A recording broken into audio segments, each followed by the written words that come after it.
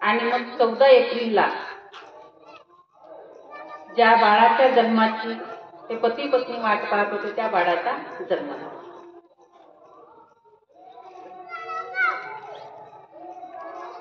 भीमरावाचा जन्म झाल्यानंतर महू या लष्कर छावणीमध्ये त्यांचा जन्म झाला. काही काळापर्यंत आणि यांच्या वारंवार बदल्या होत असल्या कारणाने इकडून तिकडे सारखी भटकंती असायची. पुढे रामजी नाईक पदापर्यंत पोहोचलेले आहेत आणि यांची जी काही मुलं होती, यांची शिस्त होती घरामध्ये. यांच्या घरातली सगळी मुलं भावंड सगळे शिकलेले होते. त्या काळामध्ये इंग्रजांच्या काळामध्ये एक म्हणजे इंग्रज या देशात आले, आपले सगळे लोक ओरडतात भारतातील, इंग्रजांनी आमचा देश गुलाम ठेवला. पण इंग्रज आल्यामुळे खूप काही गोष्टी चांगल्या झाल्या. हे कुठं लक्षात आहे? खूप गोष्टी चांगल्या करून ठेवल्या. जसं की इंग्रज आले म्हणून या भारतामध्ये बुद्ध अशा प्रकारे अस्तित्वात आहे. 84,000 लेण्या स्तूप जे आहेत त्या इंग्रजांच्यामुळे समोर आल्या खऱ्या अर्थाने.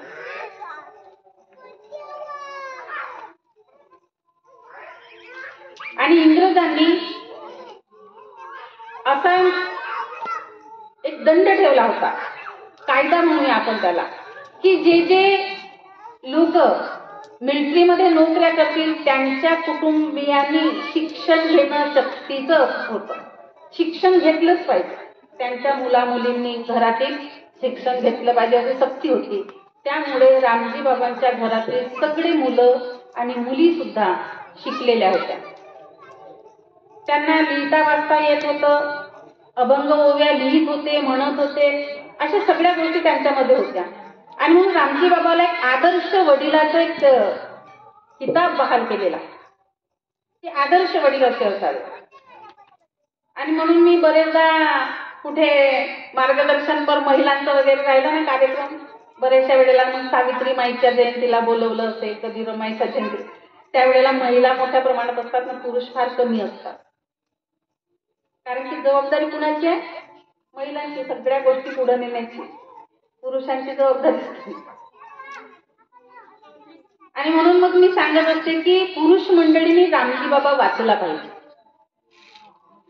बाबासाहेब लोक वाचत आहेत असं नाही, निराशावाद नाही आहे, बऱ्यापैकी वाचत आहेत आता लोक. बाबासाहेब वाचतच नाही तर PhD केल्या जातात बाबासाहेबांना. पण रामजी बाबा वाचला पाहिजे. रामजी बाबा वाचल्यानंतर कदाचित काही गोष्टी बदलू शकतात, की स्त्रियांवरती जबाबदाऱ्या ढकलून पुरुष जेव्हा एक मोकळा होतो. पण रामजी बाबांनी त्या दोन्ही गोष्टी कशा पेलल्या, संयुक्तरित्या कसे ते त्या गोष्टी पेलून कुटुंब घडवलं. तर त्यांचा मुलगा बाळाराम हे पलटणीत होते, बँड पथकामध्ये पोलीस खात्यात. आनंदराव सुद्धा पलटणीत होते. गंगा म्हणजे योग्य वयामध्ये पोरांचे शिक्षण, योग्य वयामध्ये लग्न, मग त्यांच्या नोकऱ्या, ह्या सगळ्यांची काळजी त्या पद्धतीने रामजींनी घेतली. गंगा ही लाखावडेकर यांना दिली, हे लाखावडेकर पलटणीत होते. रमाबाई माळवणकरांना दिली, हे माळवणकर सुद्धा पलटणीत बँड पथकामध्ये होते. मंजुळा ही येशूरामजी पंदिरकर यांना दिली होती, हे 22व्या पलटणीमध्ये होते. तुळसा ही धर्मा काटेकरांना दिली होती, हे 109व्या पलटणीमध्ये काम करत होते. अशा प्रकारे मुला मुलींचा योग्य पद्धतीने सांभाळ. मीरा त्या अपंग असल्यामुळे पाहिजे त्या काही कुठल्या गोष्टी करू शकत नव्हत्या आणि भीमाबाई फार आजारी राहायच्या. त्यामुळे भीमाबाई पाहिजे तेवढं लक्ष आणि बाकीचा सगळा गोतावळा कुटुंब त्यातून. पण रामजी बाबा मात्र हे प्रत्यक्ष जातीने ह्या सगळ्या गोष्टी लक्ष देऊन त्या पद्धतीने आपल्या मुलांच्या आणि कुटुंबाच्या जबाबदाऱ्या पेलत होते.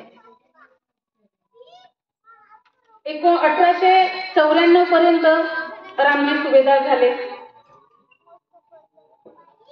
91ला भिवाचा जन्म झालेला आहे.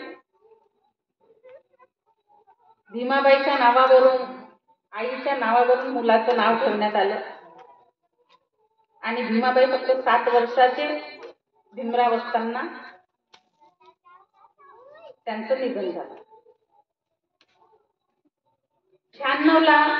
1996ला रिटायर्ड होऊन सुभेदार पदापर्यंत पोहोचून रिटायर्ड होऊन रामजी साताऱ्याला आले. काही दिवस दापोलीला राहिले, नंतर साताऱ्याला आले आणि 1896ला भिवाचं नाव शाळेमध्ये दाखल करण्यात आलं. साताऱ्याच्या प्राथमिक शाळेमध्ये त्यांचं नाव दाखल करण्यात आलं आणि त्याच वर्षी 96ला भीमाबाईचा मृत्यू झाला. पण घरामध्ये कुटुंब मोठं आहे, घरामध्ये बाई माणूस पाहिजे की नाही? बघा, ज्या घरामध्ये माणूस किती कर्तबगार असेल आणि बाई नसेल तर त्या घराचं घर पण वेगळंच असते. आणि ज्या घरामध्ये बाई असेल त्या घराला घर पण वेगळंच असते. ह्या गोष्टी नाकारता येत नाही. हे सगळ्यांना अनुभवाच्या गोष्टी आहेत ह्या आपल्या. आणि रामजी हे फार उधारलेल्या विचाराचे होते, परिवर्तनशील होते. रामजींनी त्या काळामध्ये मिलिटरीमध्ये नोकरी करत असताना त्यांच्यातले हे सगळे गुण पाहून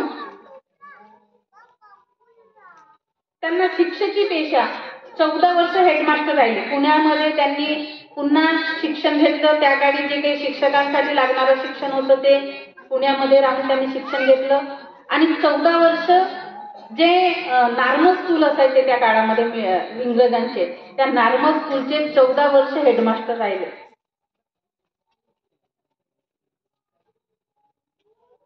आणि मग त्यांचे विचार फार सुधारलेले होते, परिवर्तनवादी होते.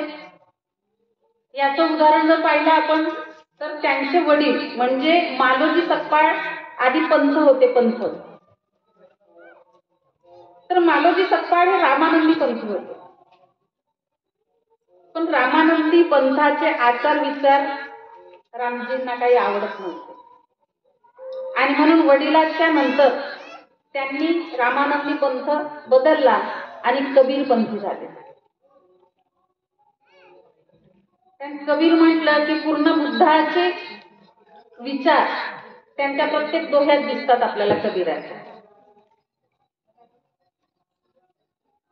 आणि मग 1896ला भीमाबाईचा मृत्यू झाला. 1896ला भीमाला शाळेत दाखल केलं. त्यानंतर 1900 साली इंग्रजी पहिल्या इयत्तेमध्ये भीमाचं नाव टाकण्यात आलं. 1907 साली भीमा मॅट्रिकची परीक्षा पास झाले.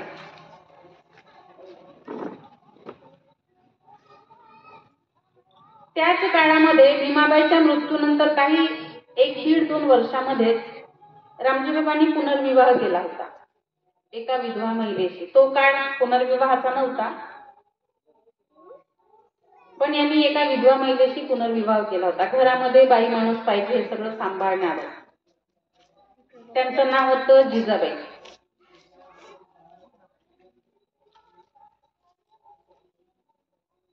पण हे भीमरावांना काही आवडत नव्हतं. आपल्या आईची जागा कुठल्या बाईने घ्यावी त्यांना आवडत नव्हतं.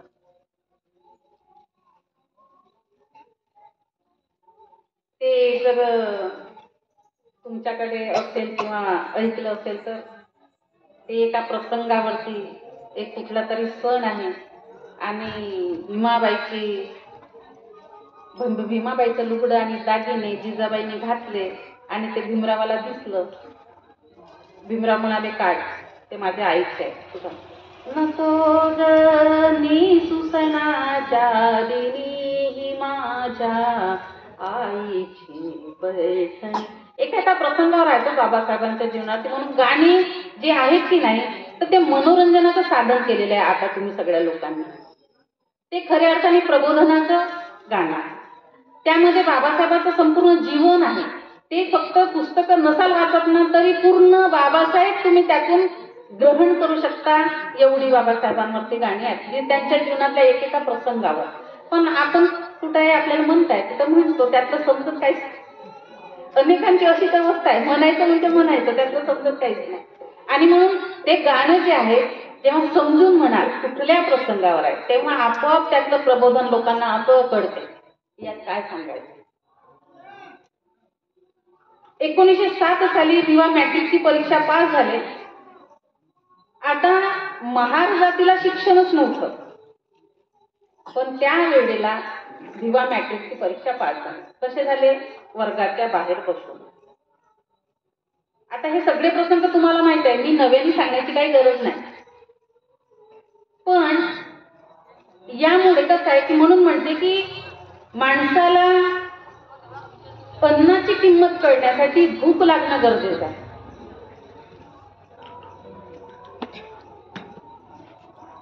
आणि ज्ञानाची किंमत कळण्यासाठी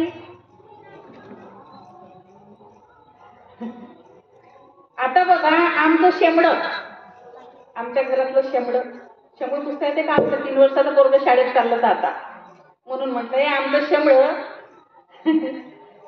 हा वर्गामध्ये कुठल्याही बाकावर बसू शकतो. बाकावर कुठल्याही, अगदी सगळ्यांच्या पुढे पण जाऊ. शेंबडं पुसता येत नाही तरी, पण भीमरावांना वर्गाच्या बाहेर बसावं लागेल. ज्या पोत्यावर ते बसायचे तो पोतं सुद्धा धरून न्यावं लागायचं. त्यातून त्यांना ते प्रश्न पडत होते आणि ते प्रश्न रामजींना विचारत होते. जे काही झालं, पहिला प्रश्न, बाबा मला वर्गाच्या बाहेर का बसवतात? दिवा, आपण अस्पृश्य आहोत. बाबा अस्पृश्य म्हणजे काय? दिवा, तू मोठा झाला की कळेल. पण अजूनही सांगितलं नाही. मॅट्रिकची परीक्षा पास झाले दिवा, आपण सांगितलं नाही रामजींनी. बाबा त्या नाव्याकडे आपण केस कापायला का जात नाही? माझे केस आजच्या घरात का कापते? दिवा, आपण अस्पृश्य होतो, नावी आपली केस कापत नाही. नावी कोण होता त्यावेळी?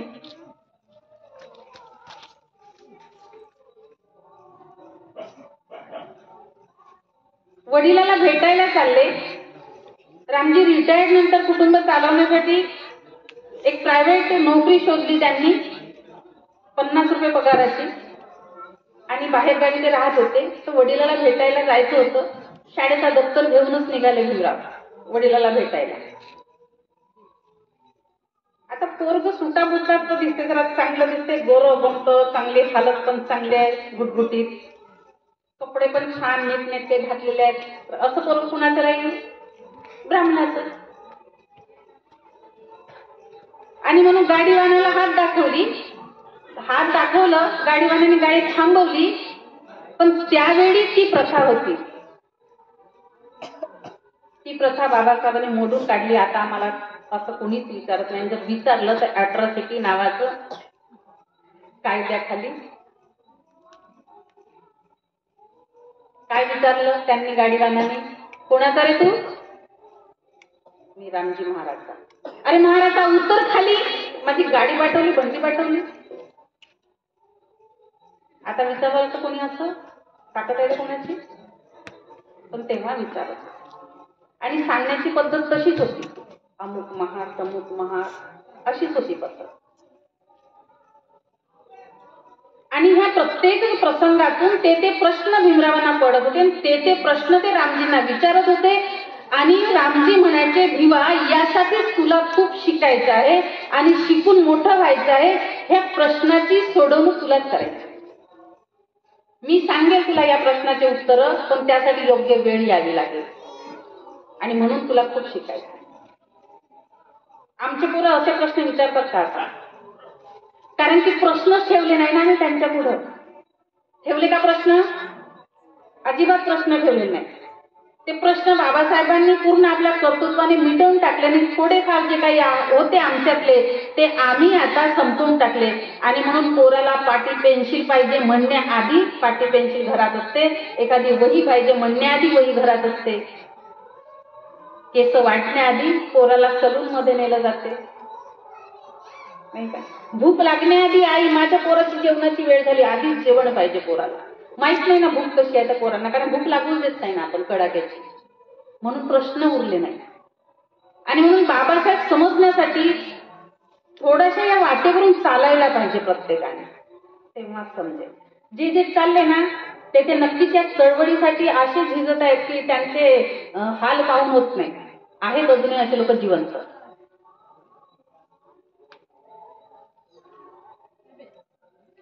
आणि मॅट्रिकची परीक्षा पास झाली. आता किती मोठा गोष्ट झाली की ज्या काळात महाराजांना शिकायचं सोय नाही त्या काळामध्ये एका महाराजा कोर्स मॅट्रिकची परीक्षा पास झाले. रामजी बाबा ठीक आहे, पास झाला पोरगा ठीक आहे. तर त्यांचे शिक्षक आले केडुस्कर नावाचे. ते म्हणाले, अहो रामजी, तुमच्या जातीत मुलं शिकत नाहीत, तुमचा एकुलता एक मुलगा मॅट्रिकची परीक्षा पास झाला, पोराचे पोटकौतुक करा जरा. पोराचे पोटकौतुक केलं तर पोरांना उत्साह येतो. रामजी म्हणाले, अहो गुरुजी, अशा छोट्या छोट्या गोष्टीचे पोटकौतुक केल्याने मुलं बिघडतात. आमचं पोरग 10वीची परीक्षा जर पास झाला 50-55 घेऊन की आम्ही पेढे घेतो. असे घरोघरी जातो, घरोघरी. मग प्रश्न विचारतील ना, कशाचे पेढे? माझं पोरग पास झालं. टक्के किती? मग एवढे. रामजी म्हणाले, मला हे रामजींनी केलं नाही. रामजींचं म्हणणं होतं की अशा छोट्या छोट्या गोष्टीचे पोराचे पोटकौतुक केले तर लेकरं बिघडतात आणि भिवाला इथून पुढे खूप मोठा पल्ला गाठायचा आहे आणि म्हणून पोटकौतुक करण्यासारखं काही नाही त्यात.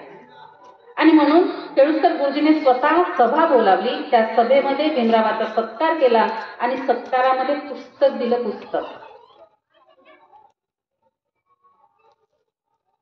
पुस्तकं बक्षीस देण्याच्या सवयी आपल्याला लागल्या पाहिजे होत्या आतापर्यंत, पण अजूनही अनेकांना लागल्या नाही. इथून पुढे लावा.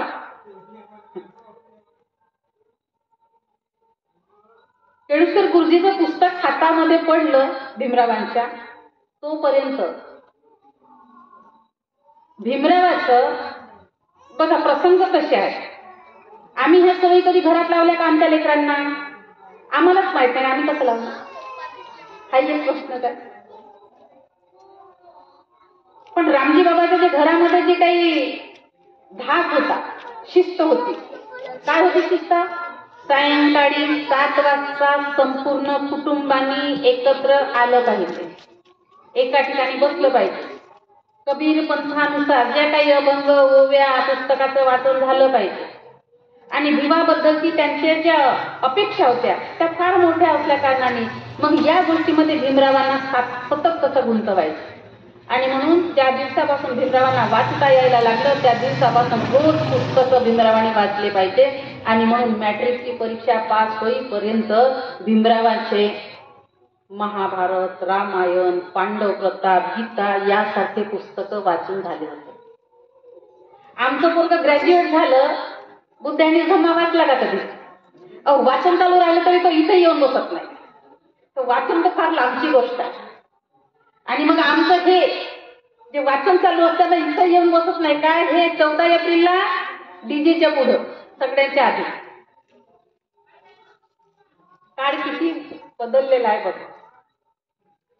आणि मग पुस्तकामध्ये वाचनाची हळूहळू आवड निर्माण होत होती दिवाला. आणि केळुस्कर गुरुजींनी बुद्ध चरित्र दिल्यानंतर सवयीनुसार पुस्तक वाचायला सुरुवात झाली.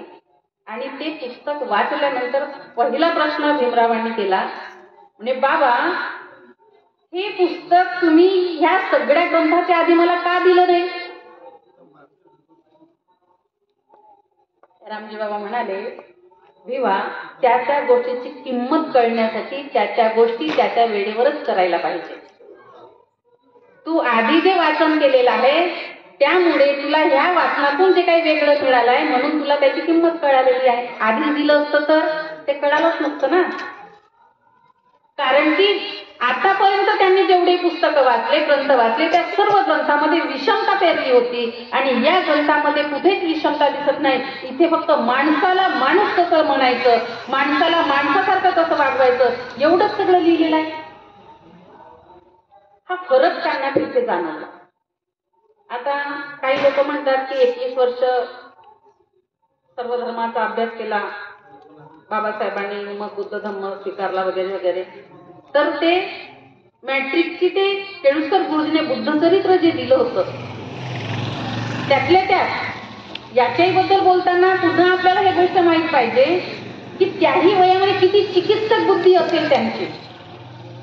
केळुसकर गुरुजीने जे पुस्तक लिहिलं त्या पुस्तकामध्ये सिद्धार्थाच्या गृहत्यागाचं कारण काय सांगितलेलं आहे? ते 5 दृश्य. मेलेला माणूस, आजारी माणूस, म्हातारा माणूस, जाणारं प्रेत, हे दृश्य पाहून सिद्धार्थ गृहत्याग करतात असं केळुसकर गुरुजींनी लिहिलेलं आहे. तर बुद्ध चरित्र लिहिताना बाबासाहेबांनी बुद्ध आणि धम्मात ते लिहिलं आहे का? बाबासाहेबांनी काय लिहिलं? रोहिणी नदीच्या पाण्याच्या वादावरून सिद्धार्थाने गृहत्याग केला. म्हणजे किती चिकित्सक दृष्टिकोन होता त्यांचा. आम्ही सगळेच मला वाटते जवळपास काही 2-4 सोडल्या असतील तर बाकी सगळे शिकलेले आहेत, पण चिकित्सा करता कधी अशी कोणती? आम्हाला कोणी काही सांगितलं तर नाही करत. त्यानंतर 1908 साली एल्फिन्स्टन कॉलेजमध्ये त्यांचं नाव दाखल करण्यात आलं. आता 10वी झालेले, 11वी 12वी साठी. आणि 1908ला त्यांचा विवाह झाला. त्या काळामध्ये लहान वयामध्ये लग्न केली जायची आणि म्हणून मुलांचे लग्न वेळच्या वेळी करावे हा रामजी बाबांचा असणारा शिस्तीचा भाग. आणि म्हणून भीमरावचं लग्न 1908 साली झालं.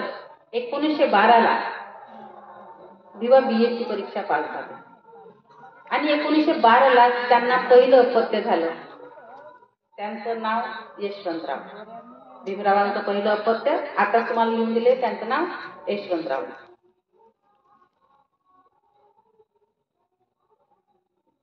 बाबासाहेबांना ग्रॅज्युएशनसाठी बडोदे संस्थानामधून एक कराराअंतर्गत एक स्कॉलरशिप घेतली होती.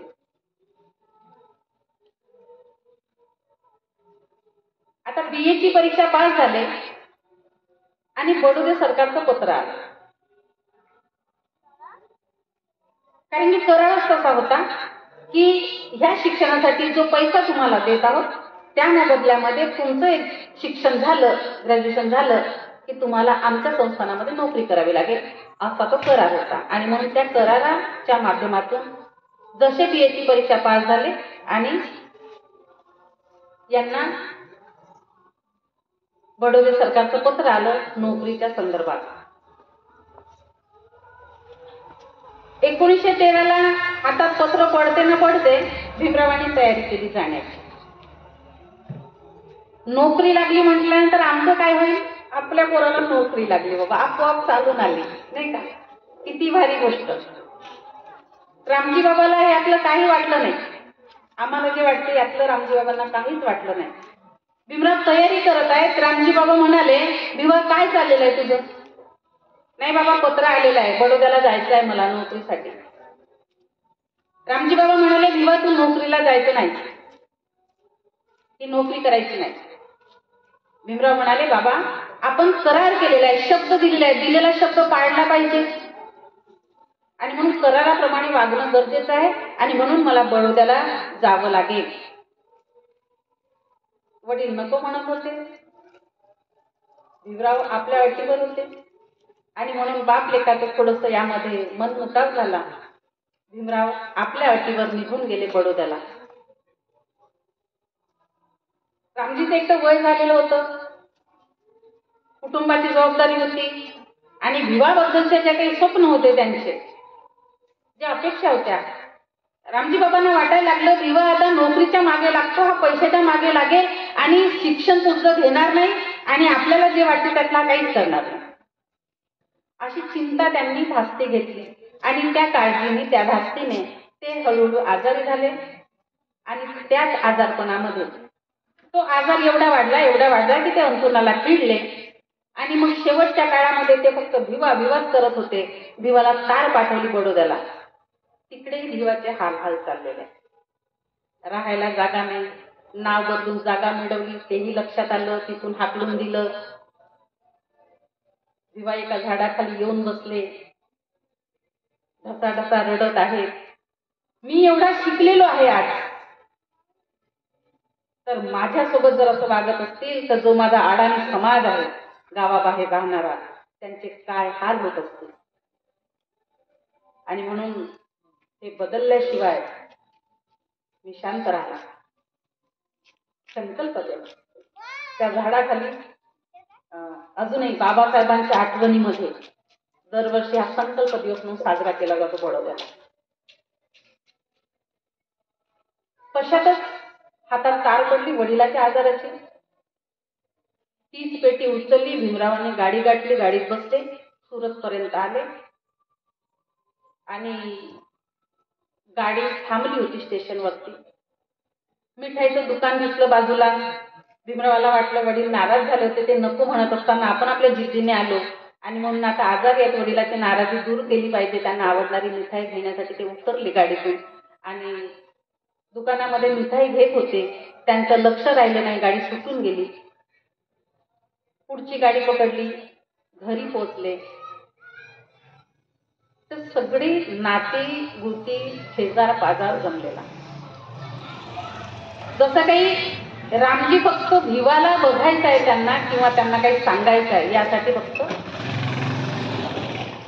भीमराव गेले, वडिलाच्या जवळ गेले, उशाशी बसणार तेवढ्यात रामजींनी हात वर केला. तोंडात काय फुटफुटले ते सुद्धा कळलं नाही आणि तसाच त्यांचा अंत झाला. आता वडील गेलेले. वडिलाची अपेक्षा काय होती की भिवानी उच्च शिक्षित व्हावं आणि ही जी काही व्यवस्था आहे या व्यवस्थेला हाणून पाडावं, त्याच्यावरती मात करावी. बघा काय आज रोजी आपण बाबासाहेबांचं एवढं आपल्याला माहिती आहे, चळवळ एवढं कार्य माहित आहे, बुद्धाचं कार्य माहित आहे, पण कधीतरी पालक असं शिकवतो का लेकरांना? तो मुलगा शिकत असणाऱ्या वयामध्ये की बाबा रे तू ह्या चळवळीचा एक कार्यकर्ता झाला पाहिजे, शिकवतो का कधी? सांगतो का? नाही. माझा पोरगा डॉक्टर व्हावं, वकील व्हावं, इंजिनियर व्हावं, प्राध्यापक व्हावं, लेक्चरर व्हावं, काय पण व्हावं, पैसे कमवणारा व्हावा, अशी प्रत्येक पालकांची इच्छा असते.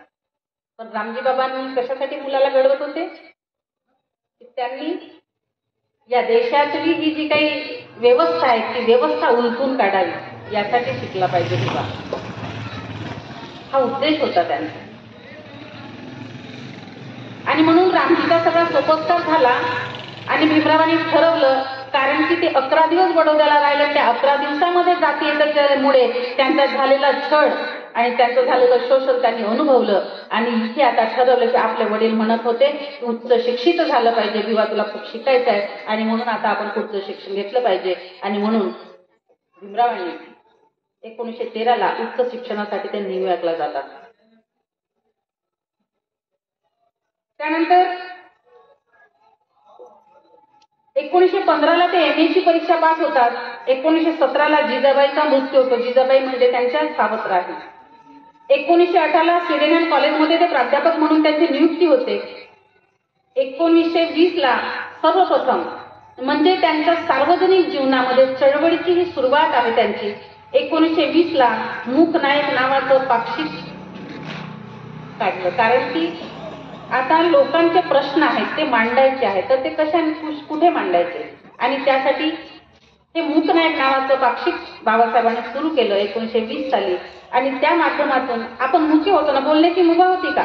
अस्पृश्यांनी बोलायचं नाही, जर बोलले तर जीभ फाटली जाईल. मनुस्मृतीच्या कायद्याप्रमाणे ऐकलं तर कानाशी ओतलं जाईल आणि जर बघितलं तर डोळे काढले जातील.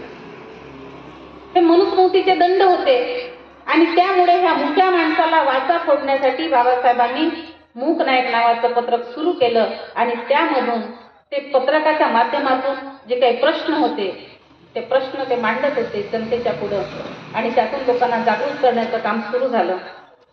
1922ला त्यांना बॅरिस्टर ही पदवी बहाल करण्यात आली. 1923ला डॉक्टर ऑफ सायन्स ही पदवी त्यांना बहाल करण्यात आली.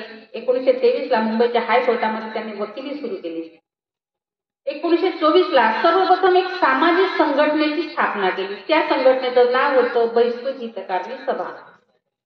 समाजामध्ये ज्या काही गोष्टी चाललेल्या आहेत त्या गोष्टीला थांबवण्यासाठी, त्या गोष्टी लोकांपर्यंत पोहोचवण्यासाठी असं संघटन असलं पाहिजे. आणि ते संघटन पहिल्यांदा बाबासाहेबांनी स्थापन केलं. तिचं नाव ठेवलं बहिष्कृत हितकारी.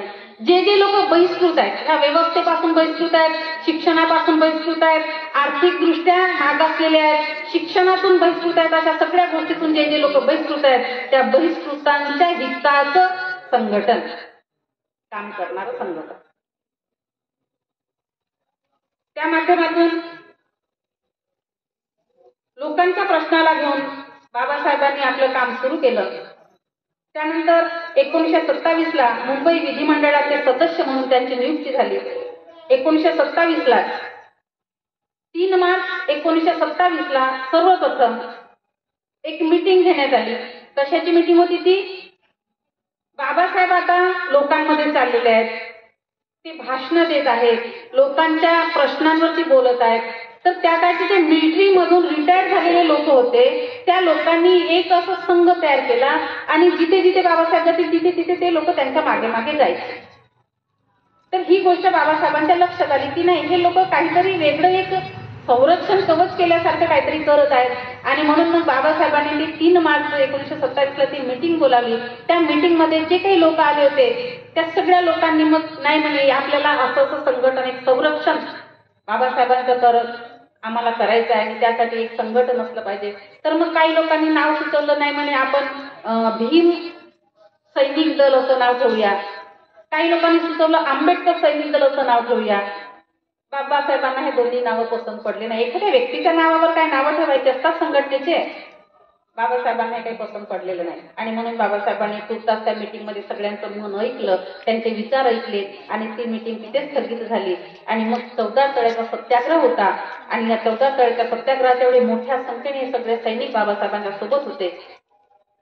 आणि 1927 ला 20 मार्च 1927 ला 14 तळ्याचा सत्याग्रह झाला. यशस्वी झाला हा सत्याग्रह.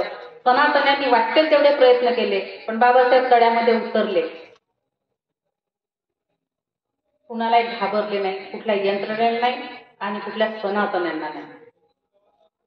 आणि हे सगळे सैनिक बाबासाहेबांच्या सोबत होते आणि तो सत्याग्रह यशस्वी झाला.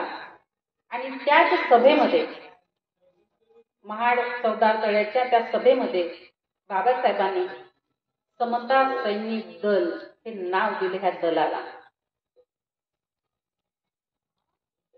समता सैनिक दलाचा उद्देश काय आहे, कार्य काय आहे, कशा पद्धतीने करायचे, सैनिक कसा असला पाहिजे, त्याची शिस्त कशी असली पाहिजे, हे सगळं बाबासाहेबांनी आखून ठेवलं. दलाची एक घटना लिहून ठेवली. त्या दलाच्या घटनेच्या उद्देशिकेमध्ये जे उद्देश दिले बाबासाहेबांनी, त्यामध्ये बाबासाहेब म्हणतात की या दलाचं काम आहे समता मूलक समाज निर्माण करणे. समतेवर आधारित सर्व समाज असला पाहिजे आणि ती समता आपल्याला निर्माण करायची. त्यानंतर या समता सैनिक दलाच्या लोकांचं काम पुढे काय आहे, या चळवळीचं रक्षण करणे, आंबेडकरी साहित्याचं रक्षण करणे, आंबेडकरी चळवळीचं रक्षण करणे, बौद्धांच्या साहित्याचं रक्षण करणे, विहारांचं रक्षण करणे, लेण्यांचं रक्षण करणे, गुफांचं रक्षण करणे, परिवाराचं रक्षण करणे, आंबेडकरी कार्यकर्त्यांचं रक्षण करणे, असे 10 उद्देश बाबासाहेबांनी त्या उद्देशिकेमध्ये लिहिले. पण त्या काळामध्ये हे सैनिक स्वतःहून आले होते. बाबासाहेबांनी बोलवलं होतं का, नाही मला संरक्षणाची गरज आहे, या माझं संरक्षण करा असं म्हटलं का? पण त्यावेळी लोकांना गरज होती ना बाबासाहेबांची, म्हणून हे सगळे माणसं होते, बाया नव्हत्या. बाया कमी होत्या त्यावेळी दलामध्ये, फार मोजक्या होत्या बाया. पण हे सगळे मिलिटरीतून रिटायर झालेले माणसं स्वतःहून येत होते आणि बाबासाहेबांच्या संरक्षणासाठी त्या दलामध्ये भाग घेत होते. आणि अगदी म्हणे मोरारजी देसाईंनी सुद्धा हे कबूल केलं की जे काही आंबेडकरांचं समता सैनिक दल आहे हे अगदी मिलिटरीचं जी काही शिस्त आहे त्यांनाही लागलेलं तो आंबेडकरांचं सैनिक. पण आता त्याचं काय झालं नाही का? आता काय झालं, आमच्या घरातला तरुणच येत नाही बाहेर सैनिक बनायला. त्याच्या मागची कारण आहेत बरं. काय कारण आहे? दलामध्ये आलं तर एक शिस्त आहे, त्या शिस्तीचं पालन करायचं.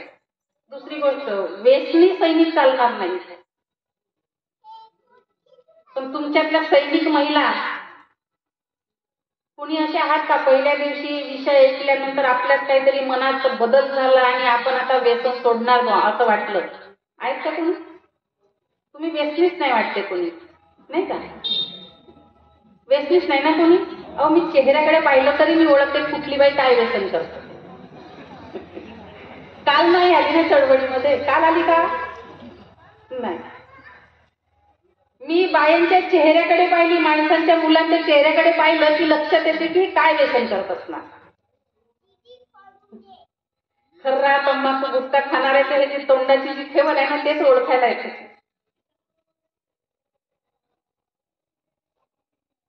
आणि म्हणून एवढं सगळं कोण करेल? आपलं बरं चाललं ना, कसंही करा, कसंही चला, कसंही काही करा, आणि म्हणून ते जमत नाही. आणि म्हणून आमची मुलं तरुण दलामध्ये येतच नाही. ओढून ताणून आणावं लागते, ओढून ताणून. आम्ही शिबिर घेऊन दरवर्षी भारतीय बौद्ध महासभेच्या अंतर्गत दरवर्षी शिबिर घेतो समता सैनिक दलाचे. पोरांना घरोघरी जाऊन कन्व्हिन्स करून आणावं लागतं. तेव्हा 50 घरी गेलं तर आम्हाला 20-22 पोरं मिळतात. तेवढ्या पुरत्या कासना पण मिळतात. आणि मग बाकीचे कोण नाही, आमच्या बाया आहेतच, ह्या बिचाऱ्या कधी साड्या घालून यायला तयार आहेत. आणि म्हणून आमचं चुकलं कुठे हे लक्षात घेतलं पाहिजे. मागे तुमच्याकडूनच अशा कोणी सैनिक महिला जात होत्या ना, त्यांचं माझं थोडं जमलं होतं गाडीमध्ये. मी शिबिराला चालली आणि त्याही चालल्या होत्या कुठेतरी असे दंडे घेऊन हातामध्ये. त्यात तुम्ही असाल तर मला माहित नाही, मी ओळखत नाही बाबा. मी एवढे लोकांमध्ये राहतो, एवढी लोकांमध्ये राहतो की मी कुणाचे चेहरे माझ्या लक्षात राहत नाही, तुमचे पण राहणार नाही, हे लक्षात ठेवा. मी आधीच सांगितले प्रामाणिकपणे, जे आहे ते सत्य आहे.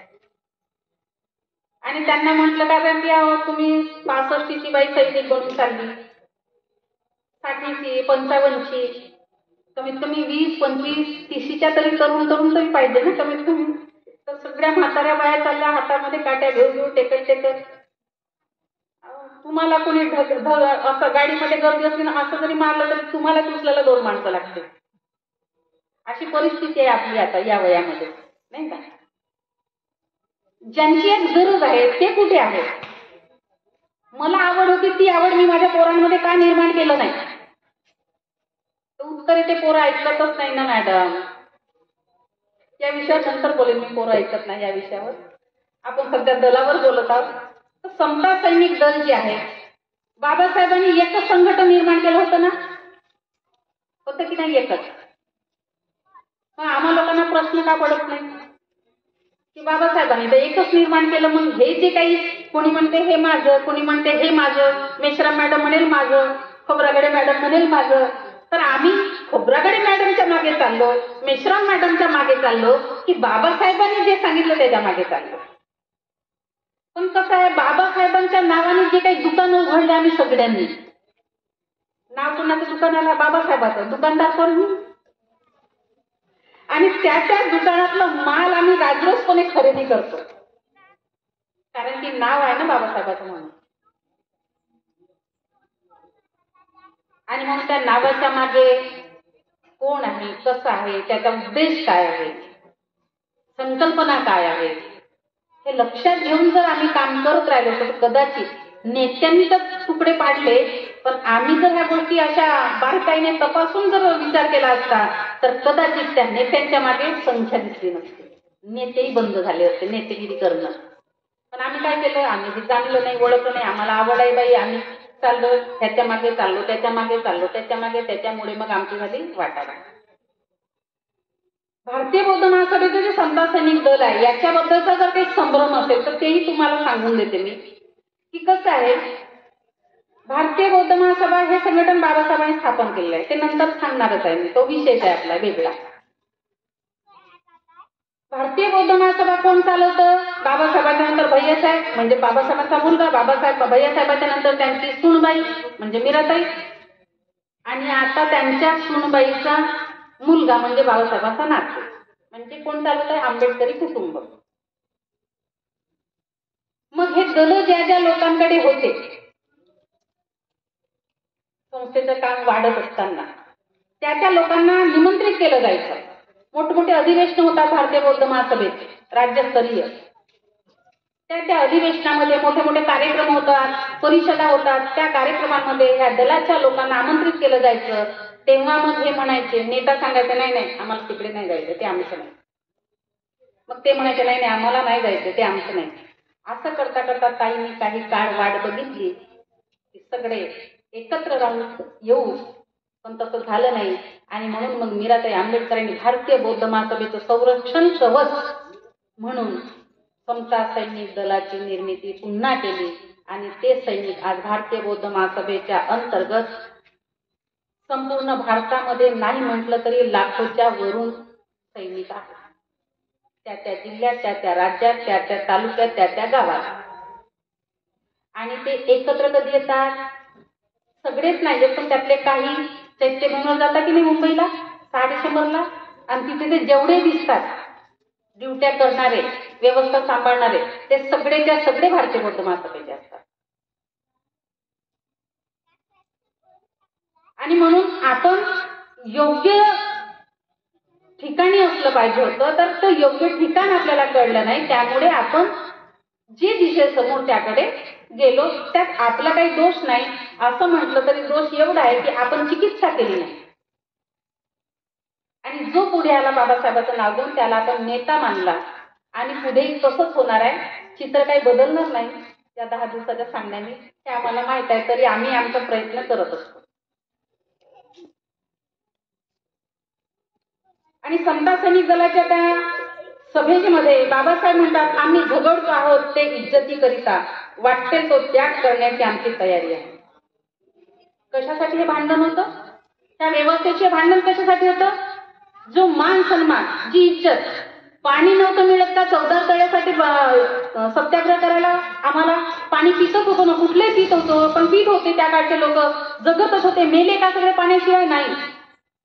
पण जी पाणी सार्वजनिक तळे असतील, विहिरी असतील, ज्या तळ्याचं, ज्या विहिरीचं पाणी, त्या चौदार तळ ते सणातऱ्यांच्या काय म्हणूया आपण राजधानी असलेलं ते ठिकाण, आणि त्या ठिकाणामध्ये अस्पृश्य लोक पाण्या वाचून त्यांचे हाल व्हायचे, पण पाणी मिळत नव्हतं. आणि म्हणून बाबासाहेब म्हणतात की ज्या पाणी हे निसर्गाची देण आहे, त्या तलावातलं पाणी पशु पक्षी पितात, गाई ढोरं पितात, कुत्री मांजरे पितात, तेवढी किंमत माणसाला नाही का? आणि म्हणून ते पाणी अस्पृश्यांना मिळालं पाहिजे. आणि म्हणून चौदार तळ्याचा सत्याग्रह केला. आणि म्हणून बाबासाहेब म्हणतात आमचं हे भांडण त्याच्यासाठी, इज्जतीसाठी. आम्हाला ती इज्जत मिळाली पाहिजे, तो अधिकार आहे. पाणी ही निसर्गाची देण आहे. त्या पाण्यावरती प्रत्येकाचा सारखाच अधिकार आहे. कुणी का असो ना, माणूस जनावराचा आहे तर माणसाचाही तेवढाच अधिकार आहे. आणि म्हणून तो पाणी प्रत्येकाला मिळाला पाहिजे. पुढे बाबासाहेब म्हणतात हा संघर्ष केवळ पाण्यासाठी नसून मानवी मूलभूत हक्कासाठी आहे. आमच्या महिला, म्हणजे मी बघितलेलं सांगते, मी पुस्तकातलं फार कमी सांगते, पण मी जे बघते प्रत्यक्षात त्या गोष्टी सांगते. चौदार तळ्याला जातात की नाही आमच्या ह्या आईसारख्या अशा महिला? चौदार तळ्याला मी गेली ना, मी 3-4 वेळा गेली आतापर्यंत. तर त्या वेळेला जेव्हा जावं यांच्यासारख्या महिला बॉटल घेऊन जातात, बॉटल घेऊन पाणी आणायला. ते तर एक बाई मला म्हणाली, म्हणे का म्हणे ताई तुम्ही पाणी वगैरे घेत नाही का म्हणे ओंजळीने? मी म्हटलं नाही हो, म्हटलं ताई मी नाही घेत. म्हटलं काय? म्हणे घ्यायला पाहिजे म्हणे, बाबासाहेबांनी म्हणे चौदार तळ्याचं पाणी ओंजळीने प्यायले म्हणे, आणि तुम्ही असं म्हणता का म्हणे? मी म्हटलं ताई माफ करा मला, मी नाही घेत. तुम्हाला घ्यायचंय तर तुम्ही घ्या म्हटलं. चौदार तळ चविष्ट आहे म्हणून चौदार म्हणतात का त्याला? कोणी कोणी पाहिलं चौदार तळ? हात वर करा. चला, ज्यांनी पाहिलं त्यांना माहित आहे कसं आहे ते. त्याला आता ते बंद केलेलं आहे. आधी काय होतं, 4ही बाजूनी त्याला तळ्यात उतरण्यासाठी पायऱ्या होत्या, म्हणजे दरवाजे म्हणूया आपण त्याला. 4 दरवाजे 4 बाजूनी, म्हणून त्याला चौदार. पाणी चविष्ट आहे म्हणून चौदार नाही म्हटलं त्याला. साचलेलं पाणी आहे ते तळ्यातलं. साचलेलं पाणी घाण असते ना, स्वच्छ राहते का? नदीतलं पाणी कसं वाहत राहते तर पाणी स्वच्छ राहते, तसं साचलेलं पाणी स्वच्छ राहते का? आणि हिरवंगार पाणी आहे ते, ज्यांनी बघितलं त्यांना माहित आहे. पण आमच्या बाया फार श्रद्धावान, ते पाणी आणतात बॉटलमध्ये भरून, कारण तीर्थ. आमच्या बाबासाहेबांनी पाणी प्यायले की नाही ना, मग ते पावन झालेलं आहे तर ते आम्हाला प्यायचं आहे म्हणून मग आणतात. मग अशा जातात, हातपाय दुखतात. हे मी म्हटलं बा मला माफ करा, मी हे करत नाही. मला अनेक प्रकारची, मला पाण्याची, हवेची, मातेची, सगळ्या गोष्टीची ॲलर्जी आहे. अन्नापासून तर कपड्यापर्यंत ॲलर्जी आहे मला. मी नाही करू शकत, मला माफ करा. तुम्ही काय ते करा. माझी बाबासाहेबांवर श्रद्धा आहे म्हणून तर मी 10 दिवस घर सोडून राहते ना बाहेर, गेली 20 वर्ष. माझी श्रद्धा वेगळी आहे, तुमची श्रद्धा वेगळी आहे. पुढे बाबासाहेब म्हणतात, लोकांच्या राजकीय व सामाजिक जीवनामध्ये रक्ताचा एकही थेंब न सांडता क्रांतिकारक बदल घडवून आणणे म्हणजे लोकशाही होय. लोकशाही हा फक्त नावच राहणार आहे पुढे की काय, आता शंका वाटायला लागल्या हळूहळू. पण बाबासाहेबांनी जी लोकशाही निर्माण केली, रक्ताचा एक थेंब न सांडता. बाबासाहेबांना कुठलं हत्यार घ्यावं लागलं का? एवढे सत्याग्रह केले, काय केले तर घ्यावं लागलं का? बरं उपस्थापन करावं लागलं का? ते यातलं काही नाही केलं त्यांनी. त्यांनी नैतिकरित्या कायदेशीर पद्धतीने चळवळी चालवल्या. आणि म्हणून ते भीम संस्कृतीमध्ये ते आहे की नाही, चौदार संगरी शस्त्र धरिता करी. तर मग आमचे हे नेते आहेत, नेते चळवळीतले गावागावात आहेत. ते तुमच्या गावात असेल, चांगली गोष्ट आहे, असले पाहिजे. पण आम्हाला काही त्याचं घेणं देणं नाही फारसं. तर मग हे लोकांना सांगतात, म्हणून ते भीमस्तुती म्हणायची नाही. शस्त्र धरिता करी म्हणतात. बाबासाहेब काय शस्त्र धरलं होतं का? मी म्हणते धरलं होतं. कोणतं होतं शस्त्र बाबासाहेबांचं? आणि बाबासाहेबांची जी कलम होती, कलम, वामनदादा काय म्हणतात, जगातली लेखणी ही माझ्या भीमाची, भीमाची लेखणी. अहो कुणी 10 तलवारीने जो वार करू शकत नाही, असं बाबासाहेब आपल्या एका कलमनी, एका लाईन मध्ये वार करत होते लोकांच्या मनावरती. असे होते बाबासाहेब. ते शस्त्र होतं त्यांचं, ते सर्व शस्त्रापेक्षा धारदार होतं. आणि म्हणून त्या शस्त्रांनी सगळं मिळवून ठेवलं त्यांनी आपल्यासाठी. आणि मग आमचे लोक फार अर्थ लावायला लागले, फारच हुशार झाले. आणि मग अशांना आम्ही विचारतो की बाबा रे, आम्ही 4 लोक तरी निर्माण केले आहेत बाबासाहेबांच्या चळवळीसाठी, तुम्ही किती केले? तुम्ही तुमच्या बायकोला तरी सांगितलं का बाबासाहेब बुद्ध? असे अनेक लोक आहेत बरं, आणि ते सगळीकडेच आहेत, गल्लीपासून तर दिल्लीपर्यंत. आणि त्या भीमस्तुतीचा खूप वाद चालतो तिकडे तिकडे. पण आम्ही आमचं चालू आहे जे चालतो ते, कारण की ते मी लिहिली नाही भीमस्तुती, मी लिहिली नाही, मी त्यामध्ये टाकलेली नाही. माझा तो अधिकार नाही. तो अधिकार ज्यांना बाबासाहेबांनी दिला त्या लोकांनी ते टाकलेला आहे. आणि म्हणून जोपर्यंत ते निघत नाही तिथून लोकांच्या मताला येऊन, तोपर्यंत ते तसंच राहणार आहे. पण लोकांमध्ये संभ्रम निर्माण करण्यासाठी असे आमच्यातलेच लोक काम करतात, हे लक्षात घेतलं पाहिजे आपण. आणि म्हणून लोकांनी काही सांगितलं त्यापेक्षा त्या प्रत्येक गोष्टीचा विचार करा, शोध घ्या. म्हणजे आपण लोकांनी सांगितलं की पडापडा असं होणार नाही. त्यानंतर बाबासाहेब म्हणतात, जातीयतेचा भस्मासूर नष्ट केल्याशिवाय राजकीय व सामाजिक अथवा आर्थिक सुधारणा शक्य नाही. जातीयता संपत नाही. संपली असं वाटते का तुम्हाला? अनेक प्रसंग घडतच आहेत, रोज घडत आहेत. आता माझ्यासोबत घडले नाही म्हणजे मी जर समाधानी असेल, बाई मी नाही त्यातली, तर तुम्ही वाट पाहू नका बरं, तुमच्यापर्यंत ती आत पोहोचण्याची. फार वाईट गोष्ट होईल, असं करू नका. आणि मग कुठेही झाली असेल तरी ती मला लागलेली आग आहे असं समजलं पाहिजे आपण. त्याची काळजी वाटली पाहिजे. जर काळजी वाटत नसेल तर मग काही खरं नाही आपलं. अशा पद्धतीने बाबासाहेबांनी 14 तळ्याच्या सत्याग्रहाच्या वेळी आपलं मत लोकांना सांगितलं, आपले विचार व्यक्त केले. 14 तळ्याला जर जाताना तर मागे पुढे जाणारे लोक जातात, पाणी पिऊन येतात, बॉटला भरून येतात, पाहून येतात, इकडे तिकडे फिरून येतात. बाबासाहेबांनी तिथं काय म्हटलं, कुठे काय लिहून ठेवलं आहे, त्या स्मारकावरती 14 तळ्यामध्ये जे स्मारक आहे बाबासाहेबांचं, त्याच्या त्या 4ही बाजूनी ज्यावेळी बाबासाहेबांनी भाषणामध्ये काय बोलले ते लिहून आहे. ते वाचलं पाहिजे, लिहून आणलं पाहिजे, फोटो काढून आणलं पाहिजे, त्याचा प्रचार केला पाहिजे. फक्त पाणी प्यायला तेवढं लक्षात ठेवण्यात होणार आहे का? पाणी आता तुमच्या घरात आरोच आहे ना, तळ्यावर कशाला जावं लागते पाण्याला? ऐक ना, ट्रिपल फिल्टर पाणी पितो आता आपण लोक. आणि म्हणून जे आता पाहिजे आहे, जे आता गरज आहे, ते आपल्याला मिळणं फार गरजेचं आहे. त्यानंतर 1927ला बाळारामाचं निधन झालं. 1927ला बहिष्कृत भारत नावाचं पत्रक बाबासाहेबांनी सुरू केलं. मूकनायक झालं होतं. मूकनायक काही काळानंतर बंद पडलं. त्यानंतर बहिष्कृत भारत नावाचं पत्रक लिहिलं. आता बहिष्कृतांसाठी काम करायचं आहे. मुक्याला जरा वाचा फुटलेली आहे, हळूहळू मुका बोलायला लागलेला आहे, चळवळीवर भाष्य करत आहे, आपल्या अन्याय अत्याचारावर भाष्य करत आहे. आता बहिष्कृतांसाठी बहिष्कृत भारत नावाचं संघटन काढलं. 1927ला 25 डिसेंबर 1927ला महाच्या भूमीवरती मनुस्मृतीचं दहन केलं बाबासाहेबांनी.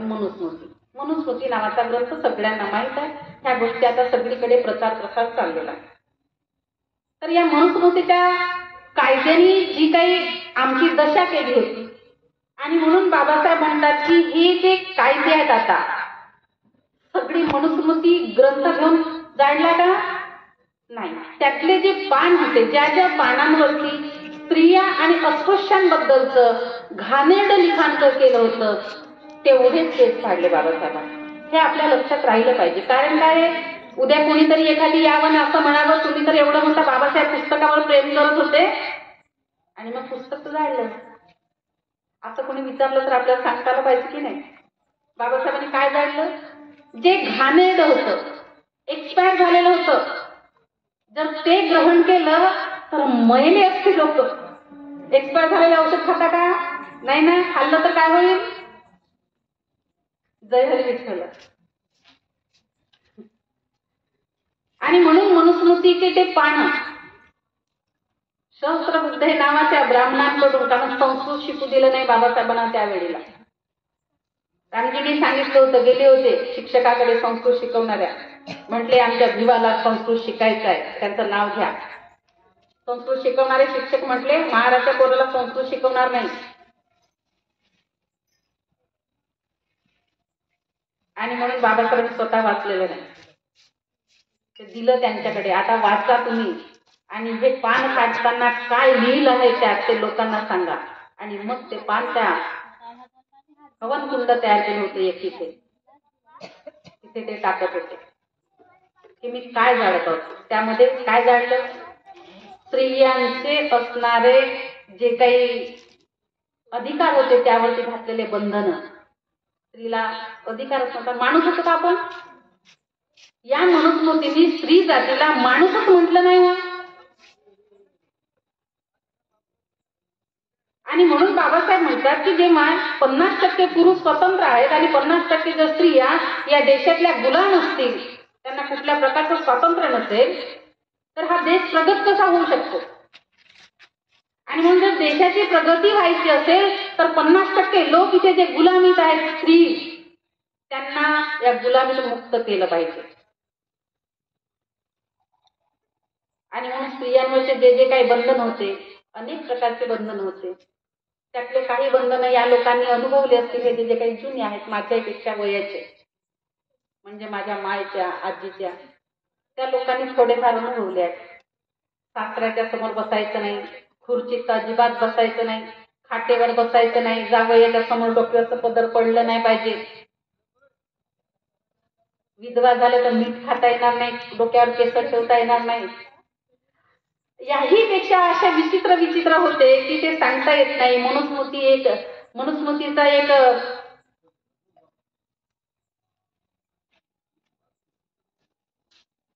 काय म्हणूया आपण त्याला, एक अध्याय, एक कलम असा आहे की त्यामध्ये मनुस्मृती म्हणते, पिता रक्षती कौमारे भरता रक्षती ऐवने स्थविरे रक्षती पुत्रा स्त्रीन स्वतंत्र महती. म्हणजे काय? लहानपणी हिने वडिलाच्याच अधीन राहावं, तरुणपणी नवरा किंवा भाऊ याच्या अधीन राहावं, आणि म्हातारपणी मुलाच्या अधीन राहावं. ही स्वातंत्र्याला लायक नाही, असं मनुस्मृती म्हणाले.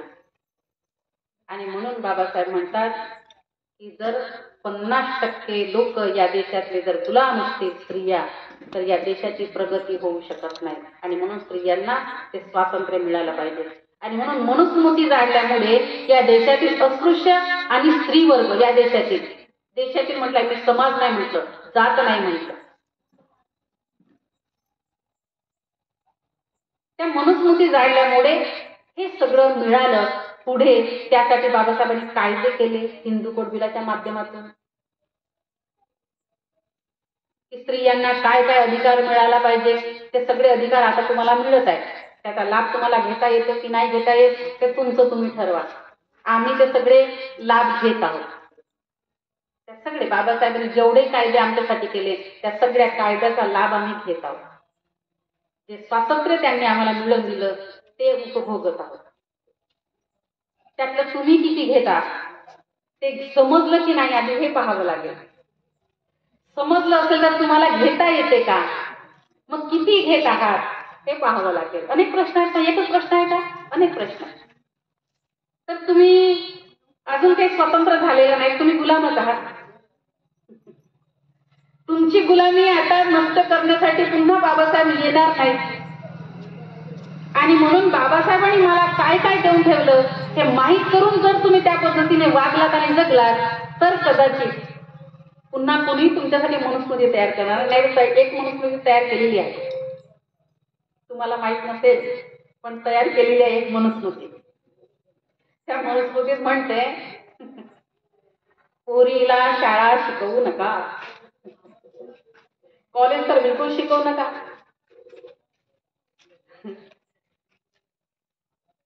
धर्माचा ऱ्हास होते म्हणते जर पोरी शिकल्या तर. खूप काही पुढे होऊ शकते कधी जर आपण जागृत राहिले नाही तर. आणि म्हणून आपण जागृत राहिले पाहिजे, यासाठी हा घाट आहे सगळा. तर जागृत किती व्हायचं ते आपल्याला प्रत्येकाला ठरवावं लागेल. आणि त्या मनुस्मृती दहनाच्या वेळेला बाबासाहेबांनी जी परिषद घेतली, स्त्रियांची परिषद घेतली होती. आणि त्या परिषदेमध्ये जेव्हा बाबासाहेब भाषण देत होते त्या भाषणामध्ये बदल सांगत होते, महिलांनी काय काय बदल करायचे आहेत. आधी अस्पृश्य बायकांना अंगभरून लुगडे घालण्याची मुभा नव्हती मनुस्मृतीच्या कायद्याप्रमाणे. थंगलान पिक्चर पाहिलेला आहे का,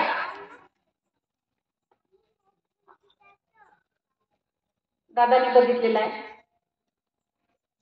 तर बघत चला काय काय गोष्टी. इतिहास समजायचा असेल तर समजून घेण्यासाठी आपल्याला खूप काही बघावं लागेल ना. तुम्ही गडचिरोली जिल्ह्यात गेले का, नसाल गेले तर जा तिकडे. ते भामरागड, एटापल्ली असे जे काही गाव आहेत ना तिकडे अजूनही आदिवासी महिला तसेच कपडे घालतात. त्यातल्या त्या तरुणांनी बदललेला आहे पेहरावा आपला, पण ज्या वयस्क आहेत ना त्या अजूनही तसेच घालतात. म्हणजे जे आपण ज्याला ब्लाऊज म्हणतो की नाही, ती चोळी अजिबात घालत नाही. त्या काळची चोळी, आमच्या मायच्या काळात ती चोळी घालत नाही. आणि लुगडं गुडघ्यापासून वरती, लुगडं नसतेच ते तशावरती पण लुगडंच म्हणूया आपण, गुडघ्यापासून वरती पूर्ण पाठ उघडी राहिली पाहिजे. त्या पदराने फक्त तुम्ही तुमचं शरीर झाकायचं. असे मनुस्मृतीचे कायदे होते. आणि म्हणून बाबासाहेबांनी अनेक गोष्टीवरती या मनुस्मृती दहनाच्या सभेमध्ये, स्त्रियांच्या या सभेमध्ये बाबासाहेबांनी अनेक गोष्टी. बाबासाहेब म्हणाले सगळे काही जे काही जुनाट चालीरीती आहेत, ज्या संस्कृती आहेत त्या संस्कृतीला सोडावं लागेल तुम्हाला. जुनाट चालीरीती पूर्णपणे सोडून द्या. तुमचं राहणं बदला, तुमचे कपडे लत्ते बदला. बाबासाहेब म्हटले अंग भरून कापडं घालायला लागा, हे असे अर्धनग्न राहू नका. तुमच्याकडे लोक अशिक्षिताचा तुम्हाला लेबल लागलेला आहे, गरिबीचा लेबल लागलेला आहे तुमच्या अशा राहण्यामुळे. आणि म्हणून अंग झाकून लुगडं घाला. तर त्यावेळी म्हणे काय झालं, ते ज्यांचं काम ते करतील, तुम्ही गडबड करू नका. तर त्यावेळेला असं म्हणतात, लेखक लिहितात की तिथल्या काही महिला ताबडतोब उठल्या. मध्ये ब्रेक होता आणि बाबासाहेब तेव्हा जेवायला गेले. तेवढ्यामध्ये ह्या महिला उठल्या. एक कार्यकर्ता महिला त्यांच्यासोबत होती. तिच्यासोबत पडद्याच्या मागे गेल्या, पेंडालच्या पडद्याच्या मागे, आणि तिथे त्यांनी आपले लुगड्याचं घालण्याची तिथल्या तिथे लुगडे चांगले घातले. येऊन बसल्यानंतर पुन्हा बाबासाहेब भाषण द्यायला लागले आणि पाहतात समोर तर मगाशी वेगळ्याच महिला दिसत होत्या, आता वेगळ्याच. बाबासाहेब म्हणाले, मी बोललेलं कदाचित माझ्या आया बहिणींना वाईट वाटलं वाटते, त्या सगळ्याच्या सगळ्या गेल्या आणि आता ह्या दुसऱ्या महिला आल्या म्हणून तुमचे धन्यवाद आलं तर मला ऐकायला. त्या बाया म्हणाल्या, बाबासाहेब आम्ही गेलो नाही, आम्ही त्याच आहोत, पण तुम्ही म्हटलं ना अंग भरून लुगडं घाला, तर आम्ही आता असं लुगडं घातलो, हे बरोबर आहे का? एखादी आई आपल्याला सांगू शकत नव्हती ते काम बाबासाहेबांनी आपल्यासाठी केलेलं आहे. आमच्या मायला माहीतच नव्हतं ना आम्ही कसे कपडे घातले पाहिजे, ते बाबासाहेबांनी सांगितलं. पण त्यावेळी श्रद्धा होती बाबासाहेबांवरती, आता कुठे आहे ती? कारण त्यावेळी गरज होती ना, आंबेडकरांची गरज होती त्यावेळेला, कारण की आमचे हाल चाललेले होते म्हणून गरज होती. आता आम्ही काय मला आता काय गरज आहे? सांगणाऱ्याने किती बाबासाहेब सांगावं, आम्ही करू तर तेच करू, आमच्या मताला येईल ते, आम्हाला वाटेल ते, अशी स्थिती आहे. त्यानंतर बाबासाहेब त्या सभेमध्ये म्हणतात, हा संदेश देऊन गेले बाबासाहेब, हा स्त्रियांना पुरुषांना सगळ्यांना त्या हा संदेश. जागृतीचा विस्तव कधी विजू देता कामा नये. ज्या लोकांमध्ये आपला जन्म झाला त्याचा उद्धार करणे आपले कर्तव्य आहे, अशी ज्यांना जाणीव आहे ते धन्य होत. बघा बाबासाहेब किती मार्मिकतेने शब्द वापरतात. पुढे बाबासाहेब म्हणतात, गुलामगिरीवर हल्ला चढविण्यासाठी जे आपले तन मन धन आणि तारुण्य कुर्बान करतात ते धन्य होत. अनेक लोक आहेत असे, आता आम्ही काम करतो तर अनुभव येतो लोकांचा, जसं जसं पुढे चाललो तसा अनुभव येतो. काही असे लोक आले माझ्या पुढे 60चे 65चे, आणि मग मला म्हटले, काय ग म्हणे तू कालची पोरगी आता आम्हाला सांगणार का? असं नाही तसं नाही. तर मग म्हणजे त्यांचं नाव आहे बरं जिल्ह्यामध्ये, कार्यकर्ते म्हणून लोक जाणतात ओळखतात. पण मी त्यांना बोलली, म्हटलं सर माफ करा, मी तुमच्या मुलीसारखीच आहे, पण तरीही तुम्ही जे काही काम केलं त्यातून तुमचे वारसदार आता कुठे आहेत? वारसदार असायला पाहिजे की नाही? मी जे काम करतोय वारसदार कशाला म्हणतात? घरात राहणाऱ्या लोकांना. तुमचे वारसदार तुमच्या घरात आहेत की नाही? तुमचे वारसदार कुठे आहेत? तुम्ही जे कोणी म्हटले आम्ही समता सैनिकाचं काम केलं, तर मग तुमचे वारसदार तुमच्या नंतर आता कुठे आहेत? ते दिसले पाहिजे ना आम्हाला. किंवा अजून कुठलं धार्मिक काम केलं असेल तर त्या धार्मिक क्षेत्रातले तुमचे वारसदार दिसले पाहिजे. सामाजिक क्षेत्रात काम केलं असेल तर त्या सामाजिक क्षेत्रातले वारसदार दिसले पाहिजे. राजकीय क्षेत्रात काम केलं असेल तर राजकीय क्षेत्रातले वारसदार तुमचे दिसले पाहिजे ना, ते दिसत नाहीत ना. तर मग म्हणे नाही म्हणे ताई, आम्ही ड्युट्या करत होतो त्यामुळे आम्हाला वेळ मिळाला नाही, आता आम्ही फुल टाइम देऊ शकतो. म्हटलं तुमचा फुल टाइम, आता आमचं म्हटलं वयाच्या 30 पासून 25 पासून आम्ही फुल टाइम चालू आहोत ना. आणि बुद्ध काय म्हणतात आणि बाबासाहेब काय म्हणतात, ज्ञानाला वयाचं बंधन नसते. उद्या एखादी 8-9 वर्षाचं पोरग सुद्धा आपल्यापेक्षा कितीतरी ज्ञानी राहू शकते. वय कुठे पाहता तुम्ही? त्यांचे काम पाहणार.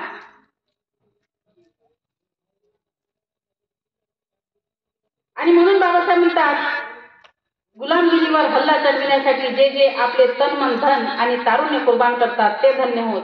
आणि अस्पृश्यांना आपली माणुसकी पूर्णपणे मिळेपर्यंत जे बऱ्याची वाईटाची सुखाची दुःखाची संकटाची वादळाची मानाची अपमानाची पर्वा न करता एकसारखे झगडत राहतील ते धन्य होते. आमचं बघा कसं आहे, कार्यक्रम आहे का, आम्हाला फोनच तर नाही केला. यांनी फोन करायला पाहिजे होता ना. यांनी आयोजन केलं ना कार्यक्रमात, यांचं काम नव्हतं का आम्हाला फोन करायचं? का तू पुढारी होती ना, तुला माहित होतं ना, तू आम्हाला सांगितली का? जाताना आवाज दिली का? आवाज द्या, यांना निमंत्रण द्या, आमंत्रण द्या. कारण की आम्हाला भारी मान सन्मान, एवढे मान सन्मानाचे काय केलं मान सन्मान देण्यासाठी लोकांनी आम्ही काय केलं एवढं? आधी करा म्हणजे आपोआप मान सन्मान मिळते. इथे करायचं काहीच नाही, माणूस मिळाला पाहिजे म्हणतं तर घरचाही नाही दारचाही नाही. आणि म्हणून मान सन्मान म्हणजे काय काय आहे आणि कोण आम्ही एवढे लागून लोकांनी आता मान सन्मान हे ते करावं. आमचे भंतीचे भारतीय बौद्ध महासभेचे भिक्खू संघाचे संस्थापक आणि राष्ट्रीय अध्यक्ष चैत्यभूमीचे व्यवस्थापक भंते बी संघपालजी महाथेरो.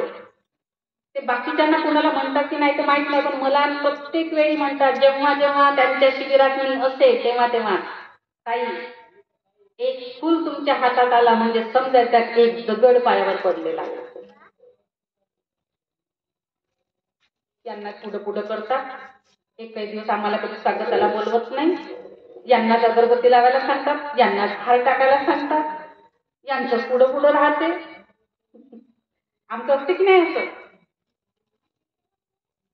तर हे हेवे दावे आम्ही असेच करत राहिलो तर खरंच आम्ही काही चांगलं करू शकतो का? पण माझं काम आहे, मला माहीत झालं ना माझ्या गावात काहीतरी काम सुरू आहे, काहीतरी कार्यक्रम आहे, माझं काम आहे, मला माहीत झालं तेव्हा मी पटकन गेलं पाहिजे. मला आमंत्रणाची काय गरज आहे? सामाजिक काम आहे ना, एखाद्याच्या घरचं आहे का? ठीक आहे, पहिलीच आहे त्या घरी लग्न आहे का? मग तिनं निमंत्रण दिलं तरच जायचं. पण त्यावेळी मात्र पाहायला येतात कशी करते एवढी बळबळ देतं पाहतो इथं. आता अनुभव सांगते, माझ्या मुलीचं लग्न झालं ना, ज्यांना पत्रिका दिले नाही अशांना पत्रिका तिकडून मिळाल्या जावयाकडून. ते सगळेच्या सगळे आले, कुटुंबाचे कुटुंब. आणि म्हणे मॅडम तुम्ही तर बोलवलं नाही पण आम्ही आलो. मी म्हटलं धन्यवाद, खूप चांगलं काम केलं आलं तर. म्हणजे कशासाठी? मग फक्त पाहायसाठी. ही एवढं सांगते ही कशी करते तर पाहतो, पण काय पाहणार, आमच्या सारख्याचा पाहण्याचा काही दम नाही कोणामध्ये. आणि म्हणून समाजासाठी, ज्या समाजात मी जन्मलो आहे त्या समाजाचं मी देणं लागतं. बाबासाहेबांसारखा महापुरुष जेव्हा म्हणतो की ज्या समाजात मी जन्मलो त्याचं मी देणं लागतो, मग आम्ही कोण आहोत? आम्ही देणं नाही लागत का? आमचा जन्म फक्त खा प्या काम करा स्वतःच्या पोटापोटाने मरा एवढ्यासाठीच झाला का? बुद्ध म्हणतात मानव जन्म फार कठीण आहे आणि तो जन्म आपल्याला मिळालेला आहे, मग त्या जन्माचा काही तो उद्देश असेल की नाही? आणि म्हणून तो उद्देश जो आहे तो कमी जास्त प्रमाणात आपण केला पाहिजे. आणि मग मान नाही अपमान नाही काही नाही, करणाऱ्याने काय करायचं करता का बाबा मान तर करा, नाही करत तर नका करू, धन्यवाद. जे कराल ते तुमचं बरोबरच आहे, काही गरज नाही या सगळ्याची. पण माझं काम आहे ज्याच्या वाट्याला जे येईल ते उचललं पाहिजे, समाधान मिळते त्याच्यामध्ये. समाधान मिळवण्याचं एक छोटंसं उदाहरण सांगते. मला हा विषय नाही का फार वाटतो मग कसं कधी कधी. तुम्ही त्रासून जाऊ नका, त्रास येत आहे का, कंटाळा येत आहे का? बाबासाहेब ऐकताना जर कंटाळा येत असेल तर मग तर काही सांगायलाच नाही ना. तर एक उदाहरण सांगते. एक माणूस, अतिशय गरीब माणूस, म्हणजे आज रोजी कमवायची तरच रात्री कुटुंबाला खाऊ घालायचं असं असणारा माणूस. पण त्याच्या मनामध्ये आतून खूप इच्छा की मला इतरांना काहीतरी देता आलं पाहिजे. जो कोणी व्यक्ती माझ्या समोर त्याला काहीतरी देता आलं पाहिजे, पण माझ्याकडे काहीच नाही, मी काय देऊ असा त्याला विचार यायला लागला. आणि मग तो कामाला जात असताना या गावावरून त्या गावी रोज जायचा.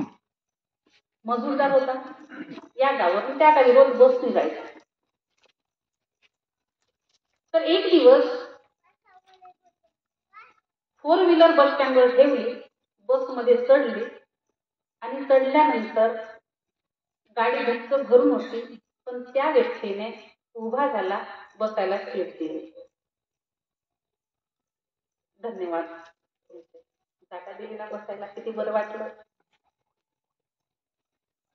पुन्हा तीच क्रिया काही पुढच्या स्टेशनवरती, पुन्हा लोक चढले, पुन्हा बसायला जागा नाही, पण तरी सुद्धा तो स्वतः उभा झाला, दुसऱ्या एका व्यक्तीला जागा देत बसायला. तिसरं स्टेशन आलं, त्याही स्टेशनवर तोच करत आहे.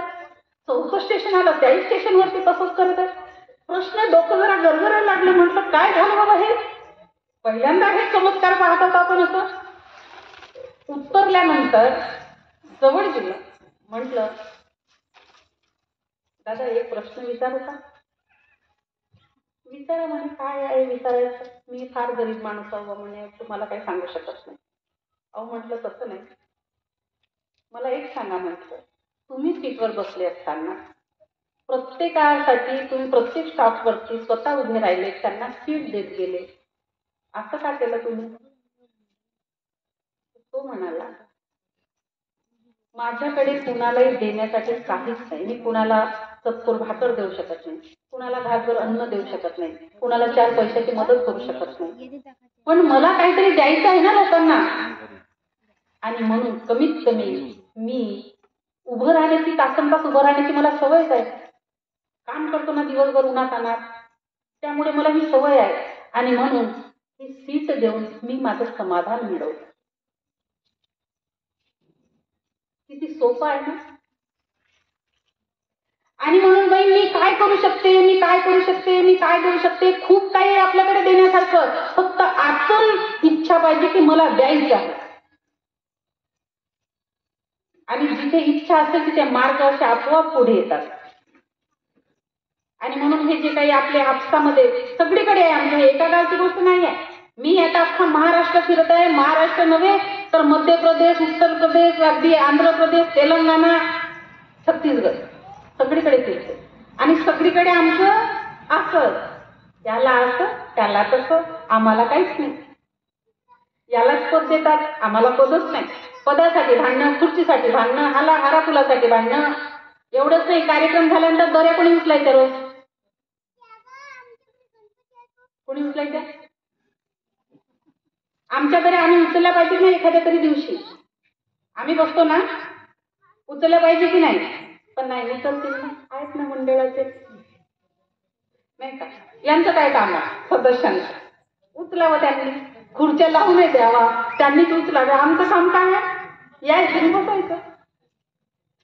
जसं काही पगारच देतो ना समितीच्या लोकांना आम्ही काम करण्याचं. तर ही मानसिकता जी आहे, ही मानसिकता आपली बदलली पाहिजे.